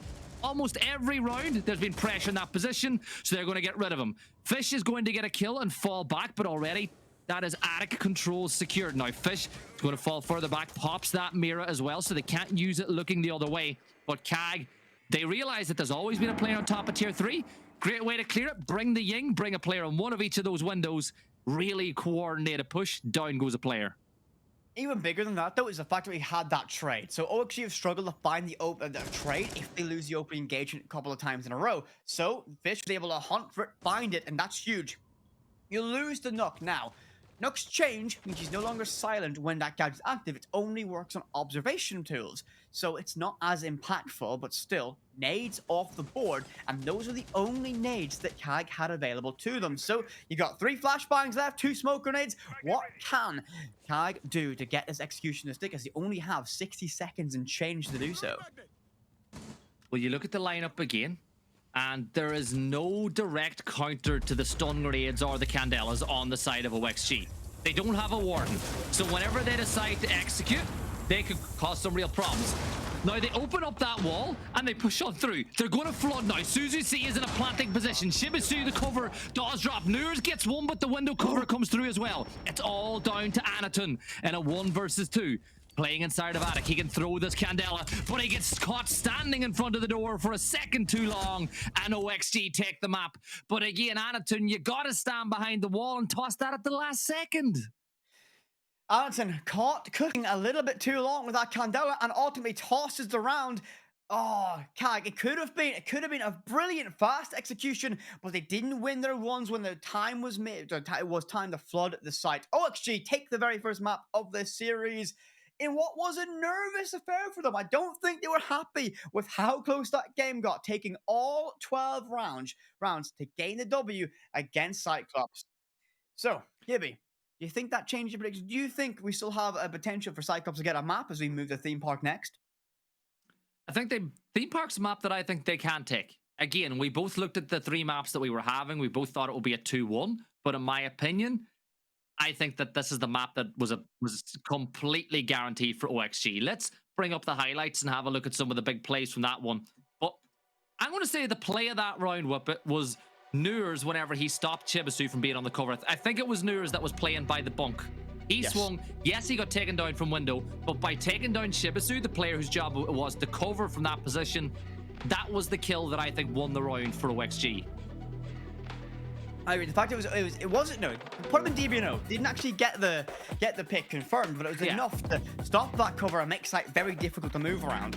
But it was a very high octane game. We saw that on a more default map that Kai can still bring their identity wasn't enough to get over OXG, and now this series becomes a very difficult matchup for the 8-pack side. Can they get over on a map like Theme Park? And on the defense, you know, it's a defense-favored map, so maybe they'll have success there if they don't overextend.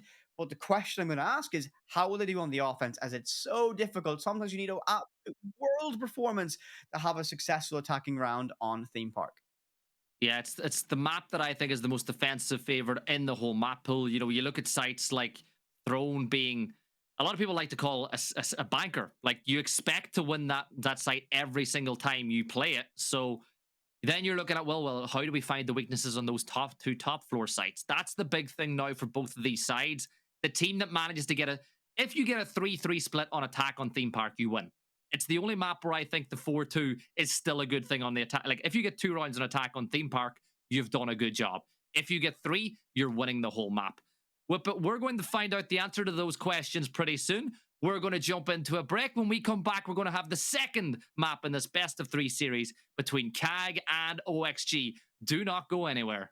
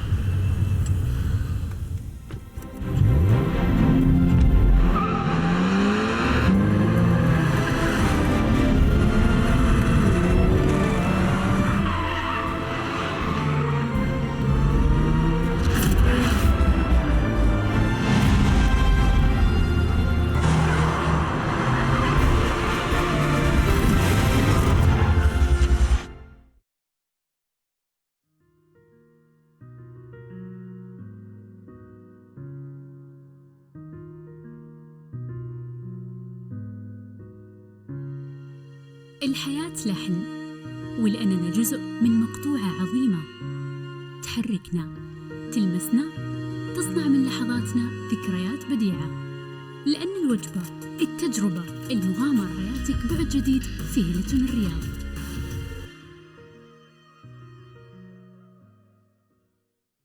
All new Honor Magic 5 Pro. Freeze even fleeting emotions in just milliseconds. Take marvelous night shots with lightning-fast exposure. The display reveals more details in bright areas with an astonishingly long battery life that just keeps going. The latest flagship chipset brings you exceptional performance. Unleash the power of magic. Honor Magic 5 Pro.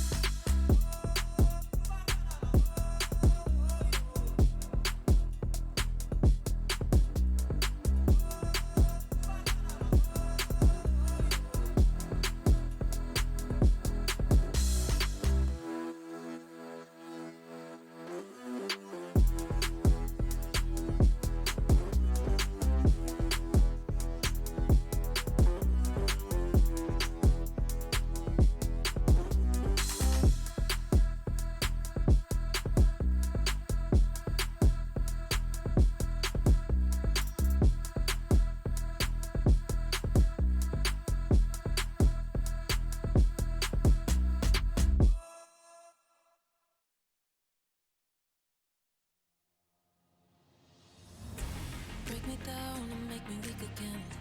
After all, I called you my best friend. And up in here, I know the story ends with broken hearts and us playing pretend. Break me down, down. Break me down. Break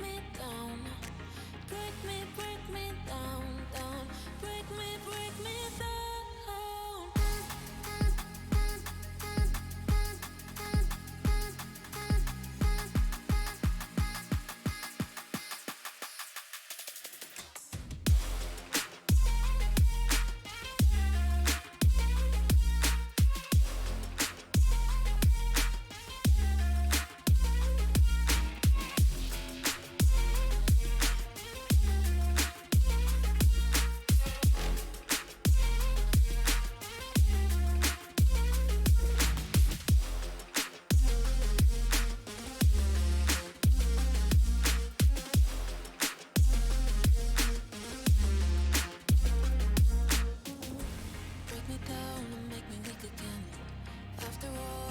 You my best friend, and up in here, I know the story ends with broken hearts and us playing pretend. Break me down, down. Break me down.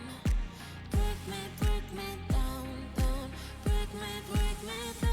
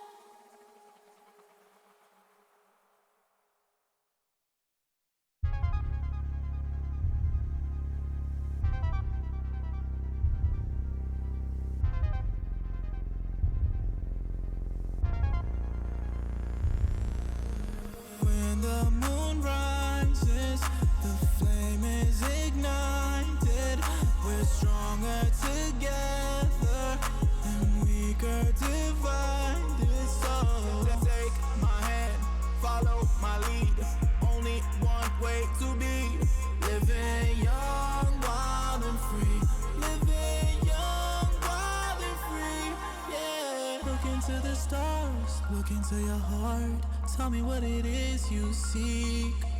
Jupiter and Mars fall into my arms. I got everything you need. Oh, don't wait too long. We don't have much time to spare. This could all be gone tomorrow.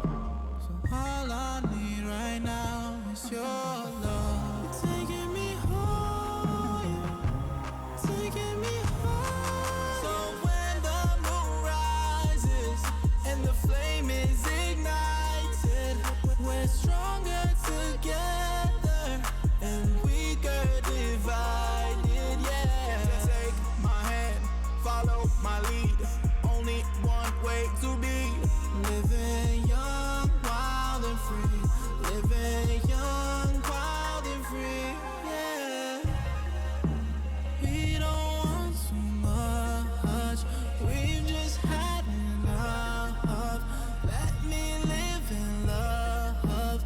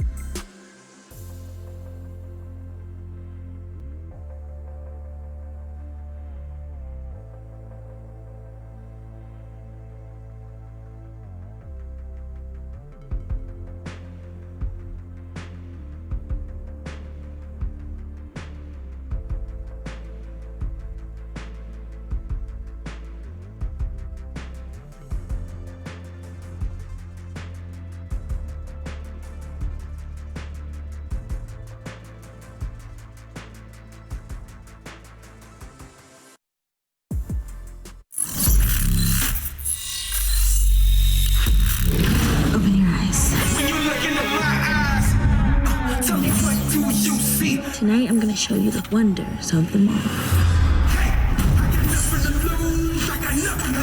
I need warriors.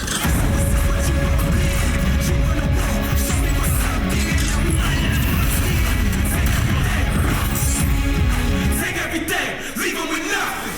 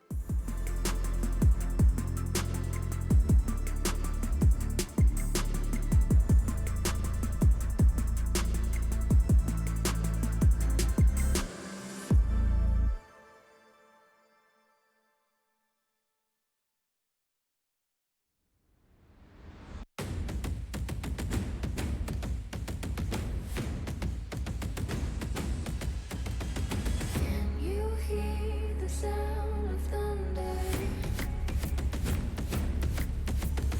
Not much time to run for cover. Warning of what is to come. And you hear it coming closer and closer and closer.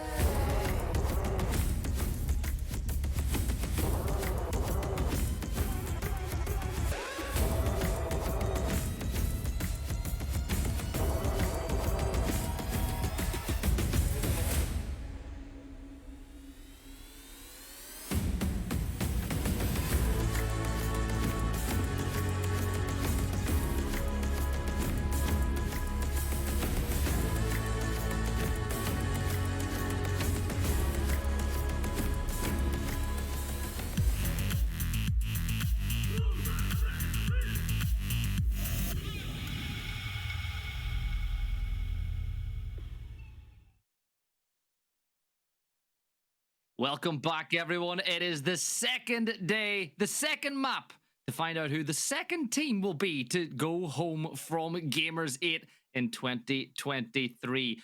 Whippet OXG looked pretty good on the first map, but CAG did cause them some trouble. OXG, they might have got the map victory, but they showed to me that there's still work to do to get them to that championship contending level that they would have wanted. You got to remember, if they want to win this thing, they have to go against the powerhouse teams like W7M. I don't think anyone really wants to go up against them right now, and they're actually having a dominant performance over on the A stream. But CAG, we're moving on the theme park. Can they do anything to break down a more structured side, especially on the offense? And that answer, well, we're going to have answers very soon, as it's time to get in the game. No delays, no waiting around for this one. OXG versus CYCLOPS, map number 2. Monty. Advantage sits with OXG. And yes, it's going to be a Monty. Are you surprised, everybody? No, you shouldn't be, because it's you're playing CYCLOPS. What are you going to ban? Monty. Whoop. There's one person going, aw. So disappointed. Osa again, so no surprise there. CYCLOPS banned Osa twice yesterday in the fixture against W7M as well. On the defensive side, when you look at a map like Theme Park, always a good idea to get rid of one of the denial operators. Fenrir getting gone by CAG, and I think that's a good decision because of how OXG were able to use Fenrir to slow them down on their attacks. OXG, do you ban yourself a Kaid? Do you ban yourself a Bandit? Or do you stick to this normal? You go with a Valk. No surprises there whatsoever. Whip it. This is the map that we think... Well, this is a map that CAG now have to win. But it is a map that I think CAG will be able to cause OXG some trouble on. And the best thing is, right? The one thing that CAG are really good at surprising teams on is attack. This is a very defender-favored map. If they can come out swinging on attack and cause trouble for OXG earlier, it will do their chances of taking us to a third map the world of good. So the big question, and I'm gonna pose this to you, everyone in chat, how well will CAG do on the attacking side here? That's the question, right? Let's say you get 3 rounds here. They're gonna be putting themselves in a very good position to get this series level. They need something here, and they're going to be attacking Throne first. This is going to be difficult. This is the gimme site, in air quotes, I'll say, because it's not 100% win rate for the defense. But more often than not, this is the site you expect to win. You expect to lose on the offense. What do CAG have that will break this down? Well, we have that Ying Lantern, that aggressive, fast-paced execute operator. Well, a Thatcher. Nope. Okay, 6-pick away. Again, you don't have the Thatcher. Now just that straight Habana. So an aggressive lineup from CAG, but really any surprise in terms of aggression? Not at all. Right, hear me out. Looking at the lineup they have, it probably won't happen, but if they wanted to with this lineup, they could push in really aggressively early through barrels or through workshop. You know, use the Ying, use the Ash to push in through Dragon Door and cause a bit of a problem. Again, I don't think that's what's going to happen, but it does look that they're going to go for more verticality. It's the thing that always surprised me. I know that teams like to get some form of vertical control on this map. And well, there's your opener pick. Arculia is going to find one. CAG get the opener again. But I just wish teams would go direct a little bit more on the site, because teams expect teams to try to do a clear on the top floor. The opening pick there, I think, happened on towards Dragon, so we'll lose that Thorn early. The impact, of course, mostly comes from the weapon of Thorn. That 1.5 newly donned on that heavy-hitting SMG. Waltzing in control now of Cafe will be one player in a C4. Mistimed, misjudged, and tossed out information. The Ying will use that Canilla to drop and get control inside of dorms or inside of bunk, and well, they're in. They got control of upstairs, and OXG have all fallen back. So the remaining 4 players on the defensive North American side are all deep on site, and CAG basically can deconstruct the floor, deconstruct the vert best they want to do whatever they wish for this execution, and they have all the time in the world to do so. It is a site though that you can play against the numbers. You know, you think of defensive sites where you can win 4v5s, 3v5s. This is the one that always stands out to me that you can do it on better than most other sites in Siege. So, again, you lose Newers early. Not going to be a huge problem. That utility that is thrown out will have an impact in the round at some point. It'll either trigger and give intel or might even pick up a kill a little bit later on. Shichibisu will find another kill using that verticality as the player pushed close towards box. But still, in a 3 versus 5 on the site, there's still every oh my god, great bit of work put in there as that's going to stop. But again, I do think that this is a site that they can still win in a 3v5 pretty easily. I think that smoke grenade might have been a signal they wanted to open that hatch very quickly and drop it in the chaos of that smoke, and mistimed and tossed out. The Electric Claw here is basically going to say you can't enter this. But for CAG, they know they've got control inside of Drug Lab, so you can just take and be aggressive in how you want to do this. And look, this is going to try and find it best they can. They have no idea. They finally spotted out, so they can open up this hatch. But you can clear the wall on yellow. You can go for a yellow execution. You know Drug Lab is clear because you've entered from it. And you're going to decide it's going to be an entirely hatch-centric push. You might have a Ying, but you have Arculi in Dragon, and that might be the deciding factor. And a nade from Chipsy goes deep in the furnace on the box site, and here comes the execution, leaving Dream alone. He's got a 1.5 and MP5K, but surely it's going to be too much to ask. Finds one, can't make it two. CAG opening round here on Theme Park. Again, they had the right operators to stop that push in the 3v5. The Warden playing that position, but caught out in the open, just shut down by Anatun, and just like that, CAG win what we call the gimme round. That's the round that you expect every defense to win here on Theme Park, and CAG win it straight away. Is that a bad sign for OXG? Yes. Also, do you notice that the flag has moved? The tile has moved. It was too far away from the frame. They were like, you know what? The frame's over here. Let's move it a little bit closer to the camera. Would you use the Cyclops tab? Oh, yeah. That's it. That's all I wanted to ask. Okay. It makes you a better player. It channels your inner Anatun. It makes you just as good as our favorite player from Japan. So, as you said, the gimme, the air quotes freebie round that OXG should win is going to be that Throne Armory. Didn't go their way. The opening pick, I'm going to highlight that we did lose. I believe it was Newers very, very early on Dragon Stairs from that rappel up to get to the roof. If OXG don't lose that, they fight that entire round on a level playing ground, I think they would have had a better chance. On the flip side, the concern to me for side of Cyclops, They had everything in place for a default yellow breach execution and decided they wanted to commit Dragon Hatch. Now, it's brave, and I like it, and I like teams trying new things, but that's a risk that perhaps they might want to minimize on, because that's a very dangerous thing to do. That nade doesn't connect, or there's an ADS or on my magnet. Furnace isn't cleared from above, and then you have a whole extra world of problems, and Newers tries to find ahead of Yana early, but can't connect the shots in time. But I've a one-word response to you saying, you know, that whole speech about, you know, why that all the operators for Yellow didn't take it. What are you going to say? Tag. Yeah, Tag. Okay, thank you. That's why? 2 words now. Said twice. Don't. The One same word word said twice. I'll fight you. Come on. Top red, Arculi is getting ready to push on in. Pre-fires both sides, gets in pretty easily as they do, of course, force the site swap here from OXG. OXG draw the line in on top of yellow stairs. That's where they're going to invite all the pressure to come towards. That's the front line of their defense. Frostmat in position here as well, but that nade popping didn't actually get rid of the Frostmat, so that could still force BlackRay to be sure to look below whenever he vaults in that arcade window, but still players from OXG are in a good position to take advantage. This is the thing, right? Frost has got to be careful. Fish got to be so careful because they have the operators to open the wall, and they also have the operators to open the soft wall. Honestly, I like what KAG are cooking. I know exactly what they're cooking, and they're going to put a smoke grenade on the single wall, buck it open, and use the thermal scope. That's exactly what's going to happen.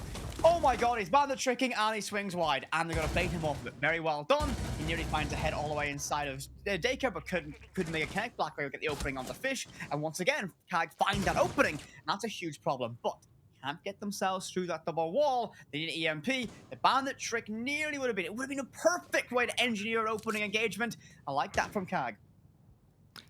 They got the opening pick again. That's the key to success for most teams in winning a round and making sure teams don't bounce back from that scenario. Now you look at KAG. They've switched it up now. Chibisu's going to push up yellow stairs as he might be able to catch somebody by surprise. Will also be able to remove those bandits that may be in position to stop it, but he keeps pushing on up. They're going to forget straight about it and go directly towards site. BlackRay's going to get one. Shibisu gets another. Anatun able to put pressure in towards Bump, but there's another kill coming through from BlackRay. Nurs trapped in a corner. Pre-fires manages to hit one. Hits another one. It's a triple. 1 versus 1 for OXG. And he gets it quad. Yeah, Nurs. NA Nurs. Released from the shackles of NA Shaiko, it's simply just Newers. Stand tall, take a bow. One of the best in the world to do it. KAG falling flat to Newers. He is him and saves the round. And this is the point now where the fans from outside NA go, how dare you say he's one of the best in the world? You got flamed yesterday for your comments on Spike. One of, not the. I said one of, not the. You said he's the best. You said he's better than Pengu. You said he's better than Fabian. You said he's better than everybody else. That's what you said, okay? And chat, flame him for it. Flame him for it. Chat. That's what Whippet said, chat, what I okay? said yesterday. For who I said was the best in the world. Yeah, I stick firm with my belief. But Newers have done a very tasty job in that one. A huge 4K save the round. And Deagle to get the job done as well. Back to that quote-unquote game site. You've thrown an armory. KAG, that's going to be a mental turner, though. And that's the thing that's the concern. Are they going to be able to bounce back after taking a very rough round loss? It was a 1 versus 4. This is an M&M. What? You can't be losing those. It is KAG, though. So if anyone's going to lose that's not called M&M, it is them. But what can I say? Nurs was the one-man mountain. And this is the thing. KAG didn't need to go hunting that kill. It's a 1 versus 4. Play the round, get the case down. But no, they prioritized taking down Nurs, and that is exactly what he wants you to do. So, OXG, this time Cade getting a little bit aggro over by Drug side to prevent the entry. Fish doesn't want to give up his life all too early. Are you a fan of the Roman Kaid on the early stages, Whippet? I mean, the TCSG is a very punishing weapon to deal with, so if he gets himself into an engagement where he needs to take a fight, yeah, I'm not against it. I think on this side, I'd rather have him be in and around objective, though, so that, you know, you can Kaid trick. Yeah, but you can pick them up and throw them down again. Yeah, but like, again, you're against Kag, so you may as well put one of the hardest hitting guns in the front line. And News finds an opening, or truly left down as well. Finished off by that TCSG, Gibby. And this is where the aggression of Kai can bite them, as OXG decide to meet that aggression and win every single fight. And there's that TCSG again. Flawless round from OXG. And that's more like it. That's what we expect from this team. Have you ever seen OXG line 3 players up on a door looking outside of sight to try to get kills towards Arcade? I've never seen OXG do that before. That is much better aggression from the side that a lot of people flamed yesterday for playing out school or old school, out of style fashion Siege. So, as I have a feeling that's an admin and he's in discussion, so don't be surprised if there's a caster jump scaring in your future at this point. So, we've met him. Huh? We've met that admin. He's at every event. We've seen him a few times. Are we just collecting what admins we've seen at events before? Yeah, you got it. It's the little things. You know, we got to give love to admins too, though. Come on, they deserve love as well. They're part of the show. They absolutely are. They make sure everything's done rightly. But we have a little bit of tech issue going on, so we're going to quickly go to a break, and when we're back, we'll be more. Oh, sorry. We were back. My bad. Whoopsie on my heart, Gibby. I didn't think it'd be resolved that quickly. He's only had 3 nondescript energy drinks today, not 4 that he normally has. Okay, it's I'm not awake yet. You know, that's what it is. I didn't get my rank stackage in this morning, so I'm a little bit cloudy in the head. That's why we're remote, you know. Last year, there was energy drinks available for all the players in production, and Whippet drank the entire GDP of the nation of Ireland in energy drink, and they decided, you know what, we just can't afford to bring him back. He can't drink us dry again. All I'm saying is that there was nondescript energy drinks absolutely everywhere in the hotel, on the player lounge, and sugar-free, of course, because... yes. I'm a sugar-free, nondescript energy drink enjoyer, of course. Well, we're back into the round anyway, but it's round 4. OXG leading 2 rounds to 1. 3 very, very different rounds. A 1v4 clutch, a CAG domination, and then a really clean OXG round where they took the fight towards CAG. This is shaping up to be a fun one, and again, it's nice to watch a game of Siege, particularly involving OXG, where it doesn't feel like we're watching the same defense, the same round every single time. So you're saying it's nice to not watch Oregon? We love Oregon, come on. I love playing it. I could play it every single day in ranked. If you wouldn't throw every time we're on it. So, back into this. OXG now lead. They have that advantage, and they're going to be down in Drug Lab. That's the site of choice they've brought out. What will KAG do this time? They don't have the Ying nor Glaz, 2 staples of their fast-paced, aggressive executions.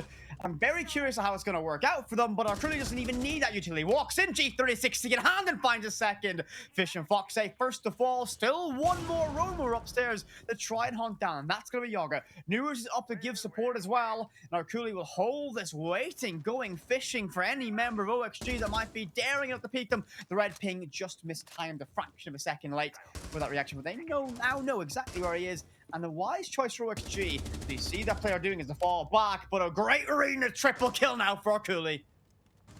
Who got the most kills for CAG on the last map? Arculi. Who's the one player in CAG you don't want to give 1v1s to? Arculi. Who are OXG giving 1v1s to? Arculi. Guilty. Guilty as charged. Is that a lesson in Kaganomics? Yeah. That is Kaganomics. They've been found guilty of throwing in this map by giving those 1v1s to Arculi. And, you know, on the theme of ones, he's on 1 HP. Is that a buff? Well, last time we saw a near clutch, yesterday with KAG, with players on a single point of HP, so that might just be the activation they need, as Chipsu finds one Dream, leaving Newwards all alone in a 1 versus 5. He's got a 1 versus 4 under his belt, surely not an ace clutch. Finds a second, no, just a fraction short, fraction late on the reaction. His phone rings in his pocket, but can he get the job done? No, shut down. Anton gets that credit, and we go level once again here on theme. I love it. I absolutely love it. You know what? Chat didn't like you saying Kaganomics.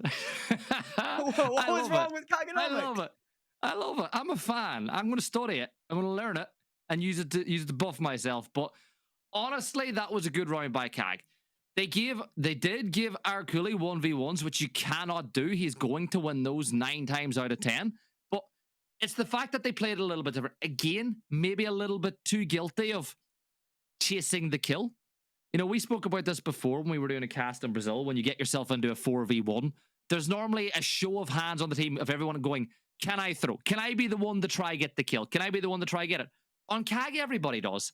They easily, again, could have just planted down that case and forced Nurs to go find the kills.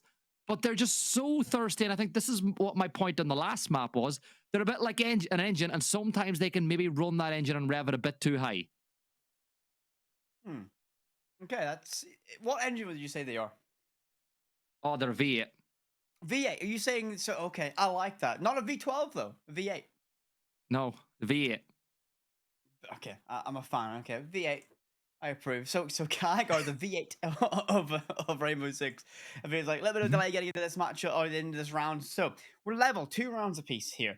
I'm very impressed with how CAG are handling a map like Theme Park that can be very defensive-sided. They're playing with confidence. They're playing with a level of aggression that's very well matched and needed to break down what OXG are doing. OXG, or 2 rounds ago, were able to match that aggression with a nice extended roam inside of drug storage, and they were able to get a flawless round off of it.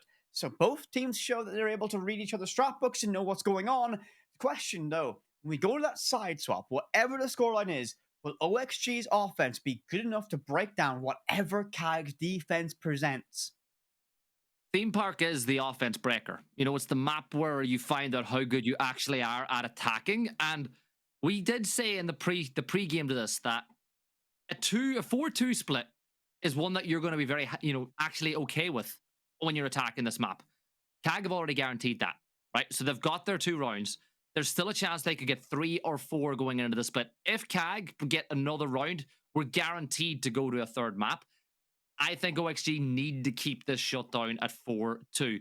We are, of course, though, I'm not going to let you make your point. You're not allowed to make a point this time, but we're going to jump to a break. And when we come back, I'll let you think about it, make sure the point is right. And when we come back, we'll hear what Whippet's point was.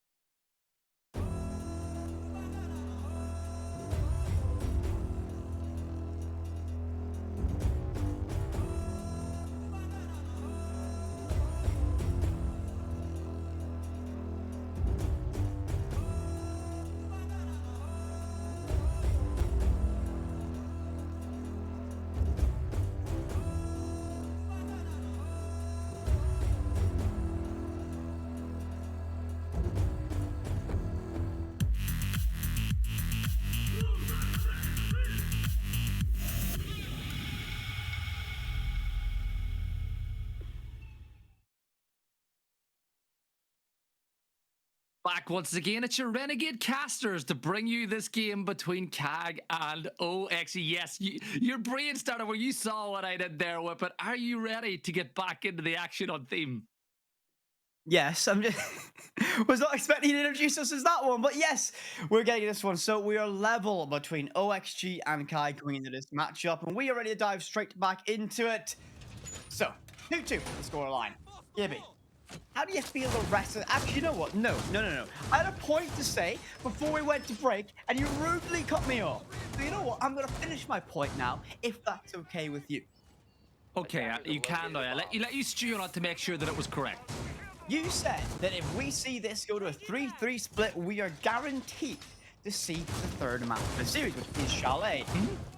My point was, are you sure about that? 10 seconds left. That was it. Oh, wow, you made us wait all that time for that point. No. You made them wait. You made them wait. Don't blame me for this. All I'm going to say is if CAG win 3 rounds in attack and don't win this map, feel free to flame me so hard in chat, and I will graciously accept the flame because I will have earned it. Finally, we have a blame Gibby going on in chat. I like that a lot. Well, but we don't speak in if, buts, and maybes. We speak in absolutes. I'm sorry. You and I spend too much time working together. Anyway, but what do you see in this OXG defense that maybe will be able to cause some trouble for CAG? I see Newers. Yeah. Okay. And well, I mean, obviously Newers to that 1 versus 4 clutch. I'm gonna put an asterisk by that clutch he had on the second round. It was a bit of a throw, wasn't it? Oh yeah, 100%. CAG could have easily just went for the execute. Instead, they went for the kill. And it wasn't a case of once bitten, twice shy, because they got themselves back in another 1v4 versus Newers, and they still went hunting to try find that kill. Now, Mira's been brought out by Fish again. You got to make sure that the placements are right. I, for one, get it wrong all the time whenever we play on this map, but they're going for the stand there too. One looking into cash, one watching for that drop that will come through into security. Chibisu, realizing that there's no pressure whatsoever on Dragon, will jump in straight away. Now he'll peek on through. There's actually double reinforced, it looks like, on that security side as well. If CAG realize that this is an opportunity open, they could just walk right into sight with it. And they love to walk straight in their sight, so this could be exactly what they're intending. A nade in the hand, the sledge will go deep. Will it land and connect? I don't think it does. I believe it was caught out in that position. Just over 60 seconds remain. No engagements yet. The extended hold, though, by OXG might present a problem. They got a lot of freedom of movement, and the opening in the break room means this planting back pillar is not as easy as Kai would have wanted, and the mirror of Fish presents a huge problem as one swing around that corner unravels what this potential execution could be, and we're now under 60 seconds, 50 seconds for CYCLOPS to find something, and it's going to be a smoke execution. That's why they have Vantage on that glass, but is this going to be enough? 2 C4s as well. So the first smoke's going to go off. That's going to delay that push just a little bit longer. They can use those toxic waves to just stop them from pushing through. Then when they decide to execute, you throw the C4. Newers gets a big opening pick though. Perfect operator. Foxy gets another one. It's a 5 versus 2, but Newers still stands and fights with Glaz.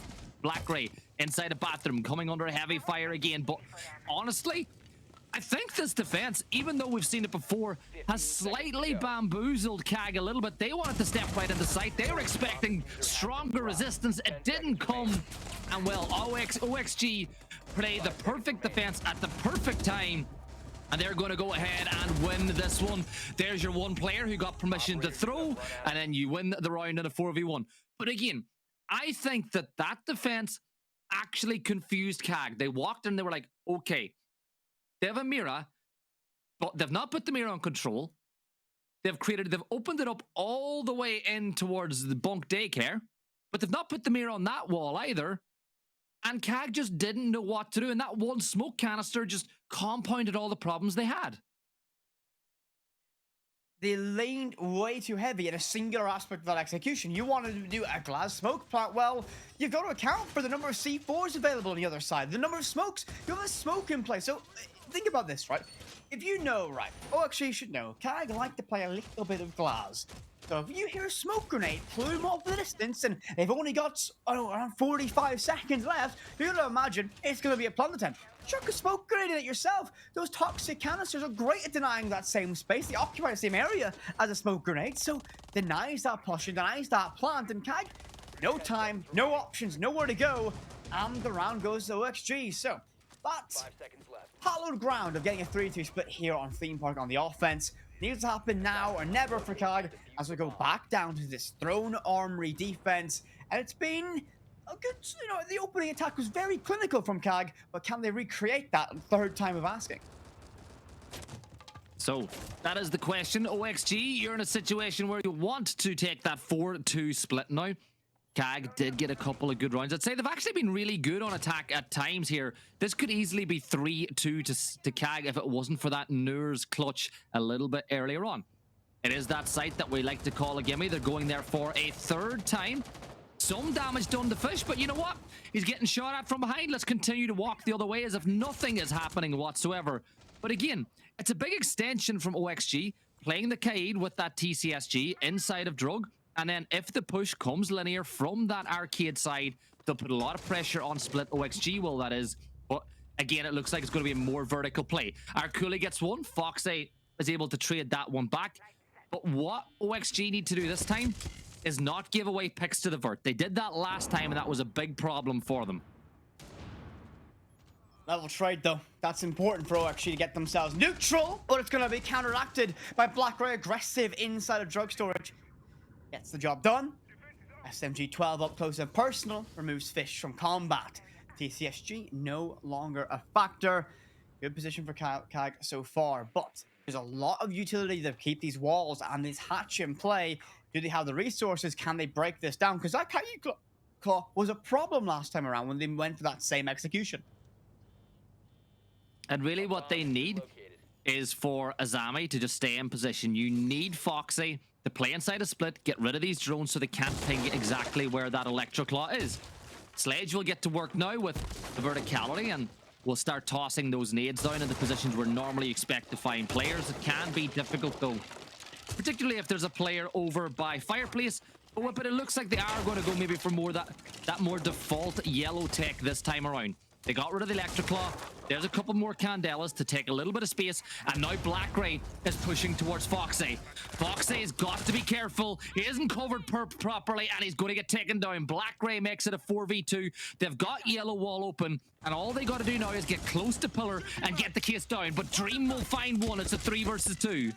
That's a critical fight for Dream to win, but this case should go down. Suzu Z will stick this, and OXG need to get aggressive. Yoga has the glasses on Warden to give himself some extra cover, but a C4 tossed into nothing, straight to the abyss. Verticality over that diffusion means its retake requires you to fight upstairs, but I feel that might be too much to ask for OXG. Dream on a huge flank, finds one, but Shibsu gets a trade on Yoga. They know exactly where Dream is, and they have verticality.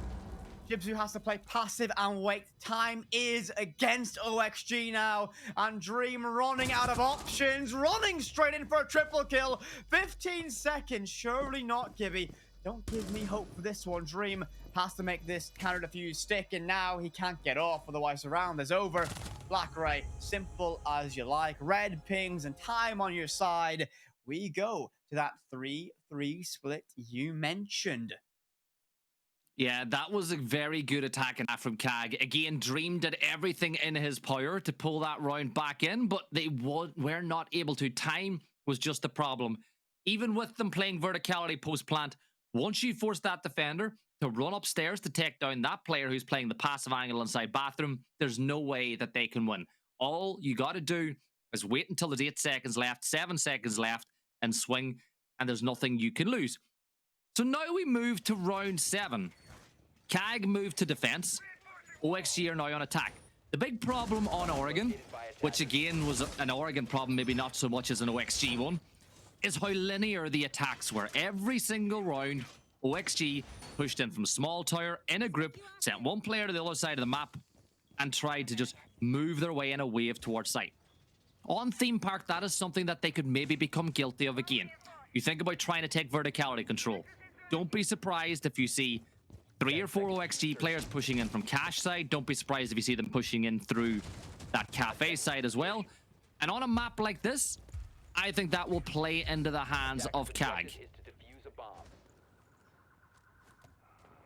I want to wait and see. I'm going to hold on my judgment to see how this one goes. If OXG move as a unit and make sure they find the trade, they're in a great position. Attempted spawn beak, perhaps, or a little bit of a toying with the idea from the hands of Solace. That's going to be Anaton. No real surprise there. So what the main character of CAG at times is Anaton. The reason that Monty ban's so prevalent is reason number 1. Anaton can play Monty very well, and he seems to be a nuisance no matter what operator role he's placed on. Fear seems to be dragon-centric so far from the side of OXG, all bodies stacked up towards it. Perhaps potential backstab opportunity from the Sledge lurking over cafe side, but this is going to be a routine push from OXG, and this is very stylistically matching what we see from them. A very well thought out, a very uniform, default way. That's what it is. It's very stylistically North American. Again, it's nothing wrong with identity, though. You know, No. such a thing. Teams have identity. It's the way they play. The same way that CAG have their way that they play. But in international events, can that be a hindrance? Can that be a pro? Well, you know what's always a pro is getting the opening pick in a round. That's a kill. Anaton goes down. Down goes the Solace. That's a great operator to take down in your entry engagements. Yoga in a bit of a battle here now, forcing Chibizu to drop below. But again, CAG still leave a lurker playing on top of arcade stairs, and that's Zarkuli, who will try to catch out OXG a little bit later in the round. But a minute and a half gone. Even though OXG got the opening pick, I feel like CAG are doing a good job. Oh, okay, Foxy. Great read Okay. through the wall. Newers finds one more under Cooley, and Cyclops' roam is null and void. And that's the problem on a map like this, especially when you want to play more aggressive. You don't need to necessarily on a site like this. And CAG once again find themselves aggressive, overstepping, and paying the price. 5 versus 2. Surviving members of Suzu, Z, and Chibizu certainly have clutch potential within them, but against the full might of OXG, only taking minor damage throughout this round so far, you gotta feel it's a little bit too much to ask. They have lots of time to still work and deconstruct the core, begin to put pressure, but they can't leave it too late, and that hatch is gonna stay reinforced. And that's a big part of the plan that will not be able to be utilized by OXG. Chibizu is only able to get a kill now, bringing it back to a 4 versus 2, but you got to put some pressure on site. There's the trade back the other way. Noor is now finding that one, leaving Suzu C all alone at the back of Throne. You got to push in through Split and Dragon at the exact same time. Don't give Suzu C 1 versus 1s. Everybody pushes in through Split, and that's exactly what happens. Players push in through Split, the other one pushes in through Dragon. No way you can lose that 4 versus 1. And I think the big thing is you can see the relief now on OXG. Funny enough, both teams on attack winning the gimme site the first time around. Okay, I'm going to put an asterisk into that one. I think it was more impressive when CAG were able to do it because OXG didn't give them as many and you're a CAG fan. opportunities. No. It was more because OXG did not give CAG as many opportunities to win the round. CAG basically overextended, took too many fights, and left themselves very exposed for that. It was a 3-person roam that fell apart very, very quickly. And remember, OXG's slower, more methodical, structured playstyle means they're going to have a better drone network. They're going to know basically every single move you have, unless your Solace is actively hunting and denying those drones. Who was the first player to fall in that round? Anaton on that Solace. So OXG had a great drone network and worked and solved every problem that CAG were presenting, but they were overextended in that hole, over-aggressive in what they were trying to achieve. So what did you say was very good from OXG there to get that opening kill onto the Solace? Big thing was their drone network and their efficiency to work together. Right, what is one of Solace's main jobs? Or one of the things Denying Solace is good drones. at? Yeah, Denying well, drones. there you go. But it still doesn't mean you can't use a drone to get that information. And Fox8 played recently well behind it to get that impact. Again, you wouldn't put your Dokkaebi, a high-impact global operator, into a position like that in an early engagement without some confidence of safety in that room, or at least knowing what threats you're facing. So, very well done from OXG. And if they can continue that tempo, this series might begin to wrap up. Well, OXG now have the upper hand. Again, Theme Park is a map that I think does still favor the defensive side, but if they can win maybe this round and get a 5-3 lead, they're in a great position. Now you get Ace on this wall. There's nobody there to impact Trick to prevent this wall from being opened up. That's a little bit of a mistake, I think, on the part of Kag. And now Ace is able to go straight into break and put pressure directly towards site. Now you win this gunfight with a player over by initiation, well, you might be able to have a big impact, but no, they drop back. But again, that's a big part of the checklist gone. They've got that break room wall open. Now, if you start putting pressure over towards the cafe side, which is exactly what they're going to do, you leave Kag wondering where the push is going to come from. But that pick from Black Ray could not have come at a better time. Huge opening. Again, you find Newers, so the tip of the spear is being dulled just a little bit. That's the primary vocal point of the firepower now gone for OXG. But for Kag, do not overextend. Play the number game advantage, and then you'll find yourself getting leveled in this matchup. OXG, though, still taking their time, not panicked, not flustered by that decision. And the backstab being set up. Fish on the Nook, entering instead of lockers there. Potentially trying to find a way to creep and crawl up the yellow stairs as Flores drones detonate to clear utility like that barbed wire, which enables that push from Fish. Very great, good synergy from OXG right now. Yeah, and now Fish is moving fast through the Kiba barriers, but he is going to get taken down. Shibisu finds that one, bring us into a 5 versus 3. Kag winning the numbers game now as they look to level the sides at 4 apiece. Now, what does that mean? Well, it really restricts the options now for OXG on their push. Foxy is going to make his way up yellow stairs. The other two will push in through Cafe. Suzu C pushing towards Arcade. The shield isn't going to get removed, though, because there was a mute jammer in place. But again, all Kag got to do now is just not try to get over aggressive. You've got the numbers, you've got the crosses. Don't give free picks to the 3 OXG members making their move. Foxy, this is a big backstab coming in. He spots out Warden, he gets the kill. It's a 4 versus 3.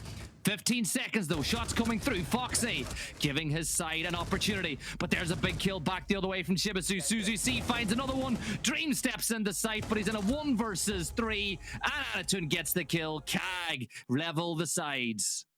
Much better from Cyclops in that position. They get the early man advantage. Newers first of all. They get a gift of Fish. Well, a difficult fight around that Kiba barrier as the Zami was somewhat aware of that potential backstab happening from Dragon Stairs.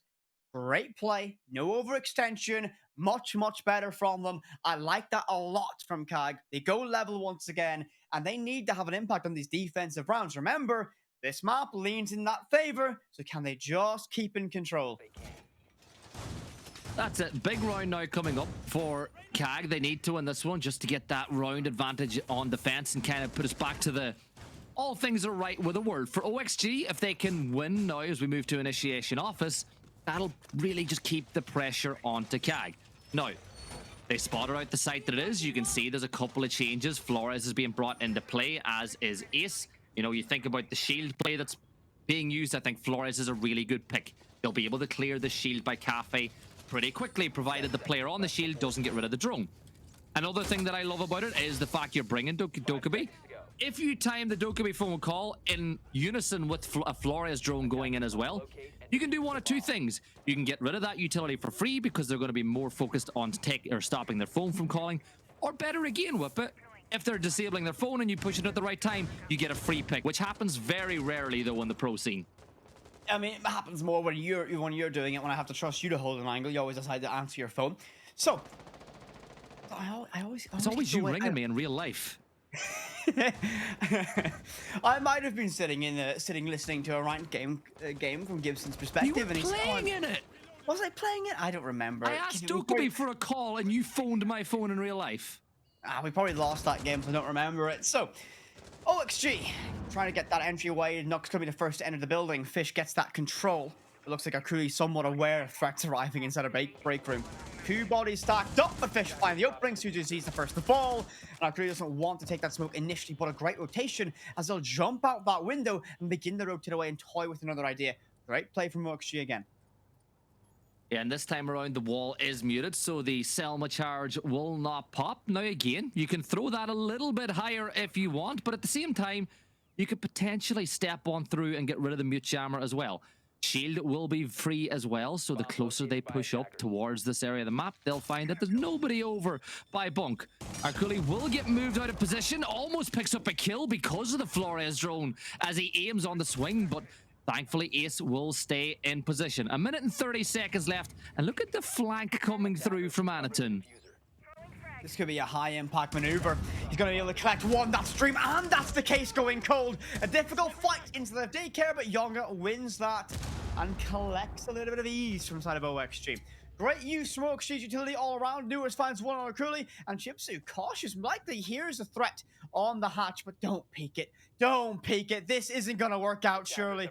Tempting, toying, playing with faith and our emotions. Foxay moves away and gives an opportunity to cross the Nook on the countertop. Gets it. Yonga gets the one more kill. They need to route around. Black Ray falls, and OXG move themselves one step closer to map and series point here on Theme Park. That bait was so good. That was so good. The way Flores took out the drone to bait the Azami to swing around for the kill to come from Nook. So well coordinated on that side. Really good play from OXG. Honestly, their play yesterday was poor, right? There's no two ways about it. I think you'd find it difficult to talk about positives on their performance. Today has been much, much better. Again, yes, they're playing a very different side than what they played yesterday, but it is good to see them doing the right things on attack, working together, making 2 versus 1s work in their favor. Really good from NA.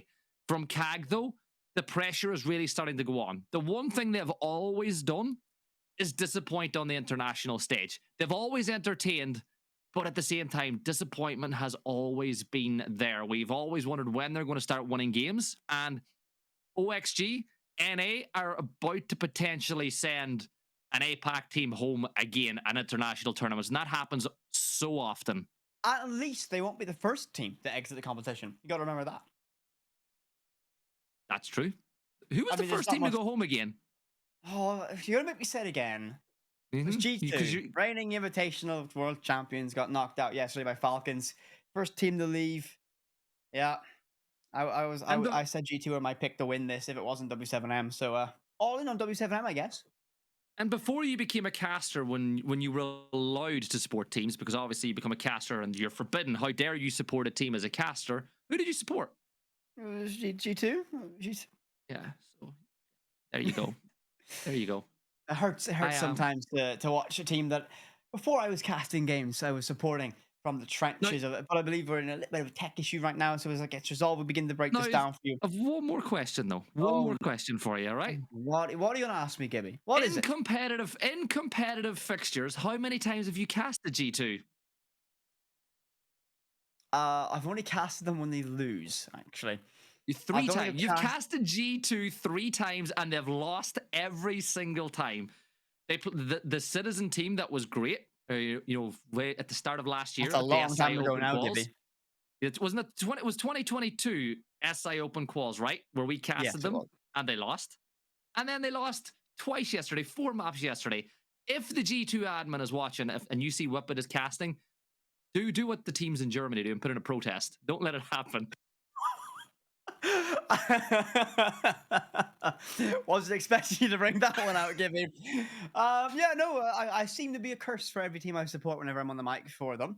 I'm an enjoyer of CAG, and they've not done too well. But OXG is my North American team, so they are winning. So you've cursed them.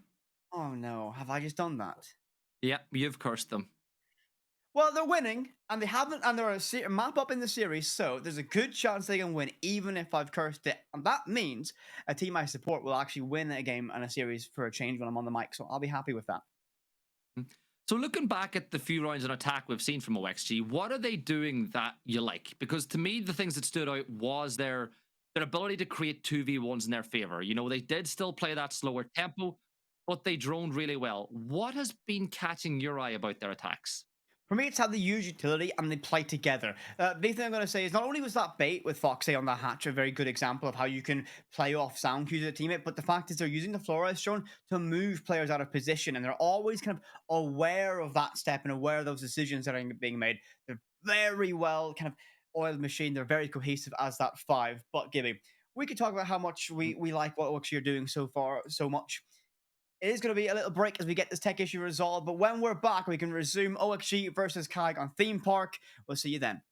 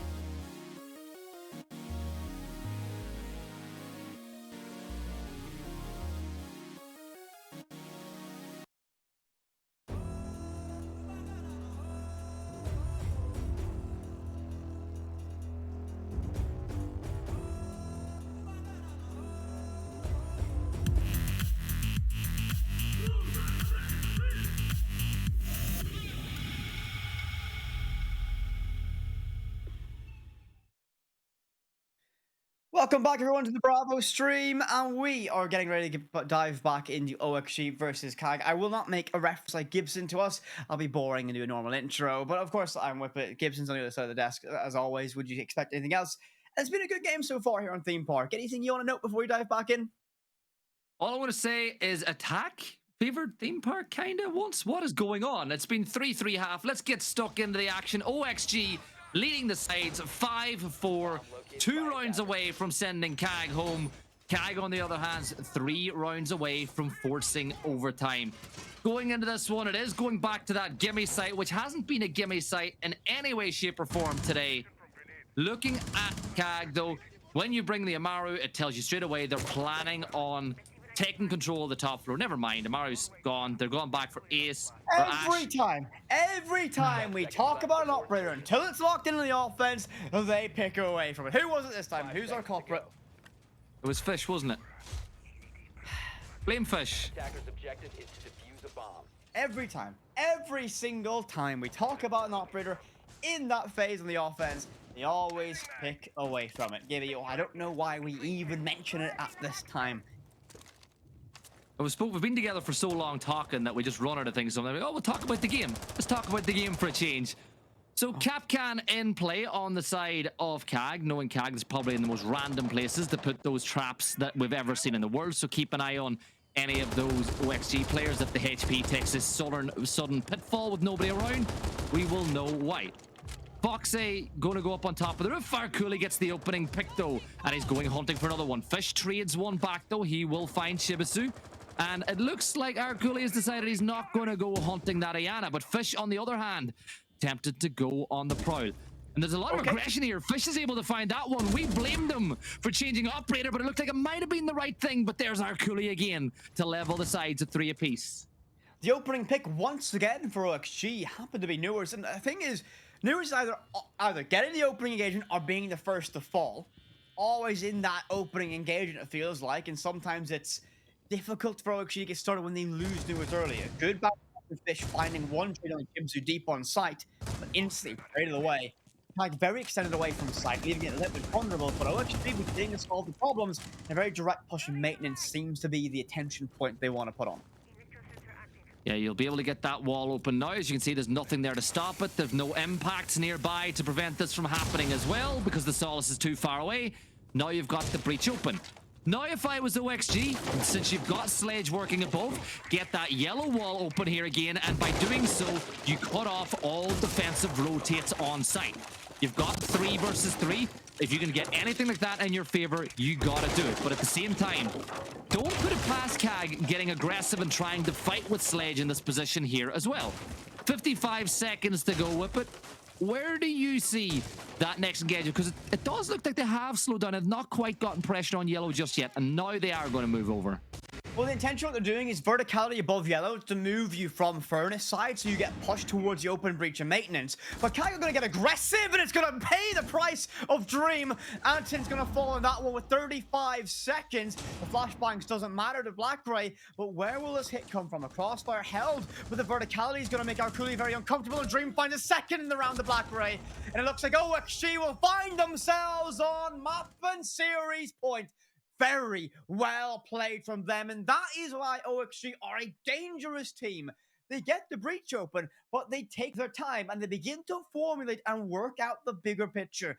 If we send our Sledge to crack open the floor above yellow side, well, guess what you can do? You can make Arculi's position basically untenable. You can't play towards Armory, so you have to go towards that open breach or Dragon Door, and when those gunfights went in the favor of Dream, it was over. Very well done from OXG, and they're going to reap the rewards of that one now, sitting on map, match, and series point on the cusp of sending the second team of this competition home.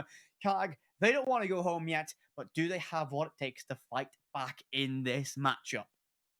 It looks like Redeemer's freestyling, and I can't get it out of my head. It looks like he is going at it, but you know what? Two players have been playing pretty well today as well. I think Fish has had a really good game on the side of OXG. But we were talking in the pre-show before we went on air, and I was saying about how I love the longevity of Foxy and how he's been putting in a lot of work. You were saying Dream, you expected Dream to have a good game today as well, and he's kind of come alive on the 2 maps we've seen as well. Dream is a fantastic player inside of North America.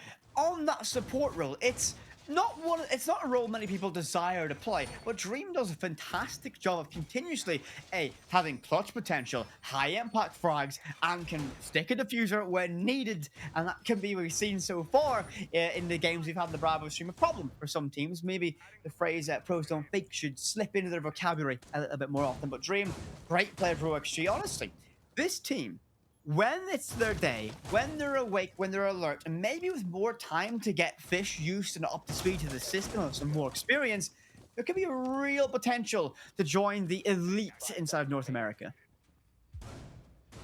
Again, they're a team that people thought might have kicked on after SI, but it never really happened. And again, they're chasing the hunting pack now by not making the major. Their opportunity to make SI has taken a major blow. OXG now still with a chance to go through to the next round. Black Ray went for the spawn peak, gives a little nod of approval at the pre-fire back the other way, forces him upstairs where the Flores tries to capture the position as well, but does get rid of the barbed wire. So OXG forcing CAG to be on the move. Fish is going to sit in this position for a little while longer, again waiting for Ace to get over to try open up that break room wall. Last time they were able to get that for free. This time, I think Warden's in a good position to stop that from happening.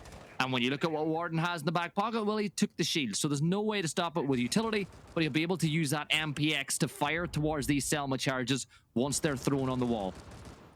Critical for this round is that opening engagement.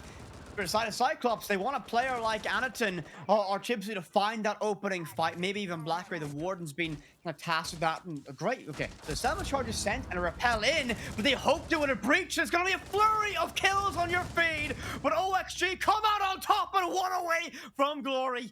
Or Cooley alone. They keep CAG alive to not break the hearts of APAC again. A double peek that DMR needs to sing, but Dream makes it a nightmare for CAG. They are sent home and OXG survive. Really good performance by OXG on attack on Theme Park. They needed that after yesterday. Still, many questions will be around this roster whenever they play the losers of the upper bracket final happening on the other stream. But still, they needed to win a game. They did it. They had to beat probably the scariest team in Siege, but for a different reason than W7M, that is CAG. And they did it in 2 maps for CAG. The wait still goes on to really put a big performance in on the international stage. But once again, they were entertaining as always. Massive thank you to the CAG players for taking part in Gamers8 this year. But they are your second team eliminated. And, you know, we always see the handshake after a game, and it's so hard seeing, because you always get the POV of the team that lost. And you can see the disappointment and the sadness in their faces. It's a thing I love to call inside professional sports. Esports the same. It's the thrill and the agony. You have these the highest of highs and the lowest of lows face to face in a moment like that. We saw it yesterday. Alamau head in hands after they were defeated. You sense the emotions were high, and probably the same for CAG once the reality sinks in. Their journey at Gamers8 is done. And that is it. But OXG, a much improved performance from them compared to what we saw against BDS in the opening day of this event. I like what I saw from them. They were clinical, they were cohesive, and they're beginning to find their style as that cohesive 5-man unit. Very well done for them, but it's not over. Not going to be an easy run for them to make the main stage, as the loser of that upper bracket final is going to be a great team no matter who it is. Yeah, and the upper bracket final, of any of you who are wondering, is between W7M and BDS. So that will be a tough one for the OXG. But we do have an interview. Let's welcome in Fish from OXG after that win over CAG. So, Fish, first off, congratulations. How are you doing, and how are you finding playing on this OXG roster?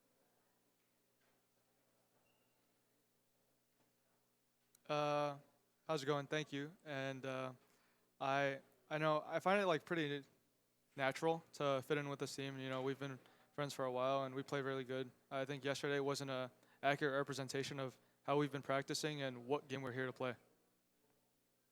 After yesterday's performance, which you just said wasn't really acceptable for the stand that you guys hold yourself to, on a personal level, did it feel good for you to have a much better day personally by getting a lot more kills, having a bigger impact? And will that give you confidence going into the lower bracket final later on today? I think it definitely will. I think after yesterday's tough loss as a team, you know, we came together and realized what the problem was. And it's kind of like we lost to ourselves. When you're losing with a deficit of 7-1 to 7-2, it's really like not the other team playing lights out Siege. It's more of like us as a team was playing bad together. So, you know, this was definitely a big confidence boost for us and affirmed that we're going in the right direction. I like that answer. That's a good answer to that question. So I think the last question I want to ask you before I give Whippet the opportunity to ask you one is, when I spoke with W7M yesterday, they said that Brazilian teams are terrified of CAG. They're the team that you don't want to play against because you don't know what they're going to do. So it's a two-parter. One, was there any fears in playing CAG at what they were going to throw at you? And two, what did Foxy and maybe the more experienced players on the team do to just get yourselves ready for playing a team like that?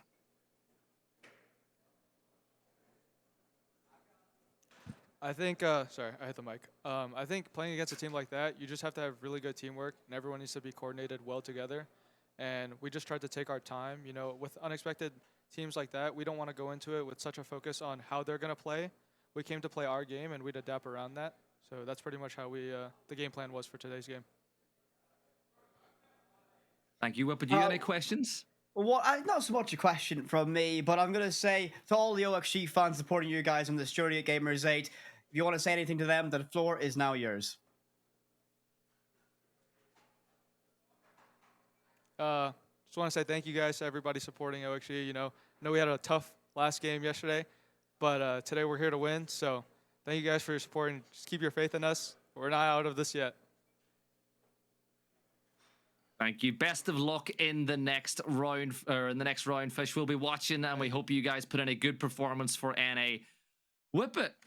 There's a guy that doesn't need any media training. That was some very mature responses there. For a new player to the roster as well, for a young guy. Great response, great answers. And yes, I believe don't give up on a team after one day of poor results. Remember, this is a double elimination bracket for a reason. And, you know, it's not just a one-day event. It's 4 days of top-tier Elite Siege. And OXG are still in that mix. They are in that lower bracket, but they've got one more game to fight for survival later on today. But Gibby, that's it for us. Don't say that. That's sad. So, yeah, what Whip It means is that was our last cast of Gamers8. We were only here to take you guys through the Bravo stream. It does mean that if you want to catch the rest of the games over the weekend, you got to switch over to the main channel where, of course, you've got a fantastic crew who will take you through all the action. It's been a pleasure. Thank you all for sticking by and watching us while we took you through all of the action today and yesterday. But as always, we're going to throw some thank yous out there. So first off, we want to thank our producer, Mirala. We want to thank our observer, Sky, for doing a great job as well. We always work, you know, casters and observers work pretty closely together. He did a very good job. Massive thank you to Whippet and the players and all the viewers at home. But Whippet, I brought us in at the very start of day one. I'm going to let you sign us off. Thank you very much for joining us here on the Bravo stream. As always, it was a pleasure. There's more Siege to come. But thank you, everyone, and we'll see you later.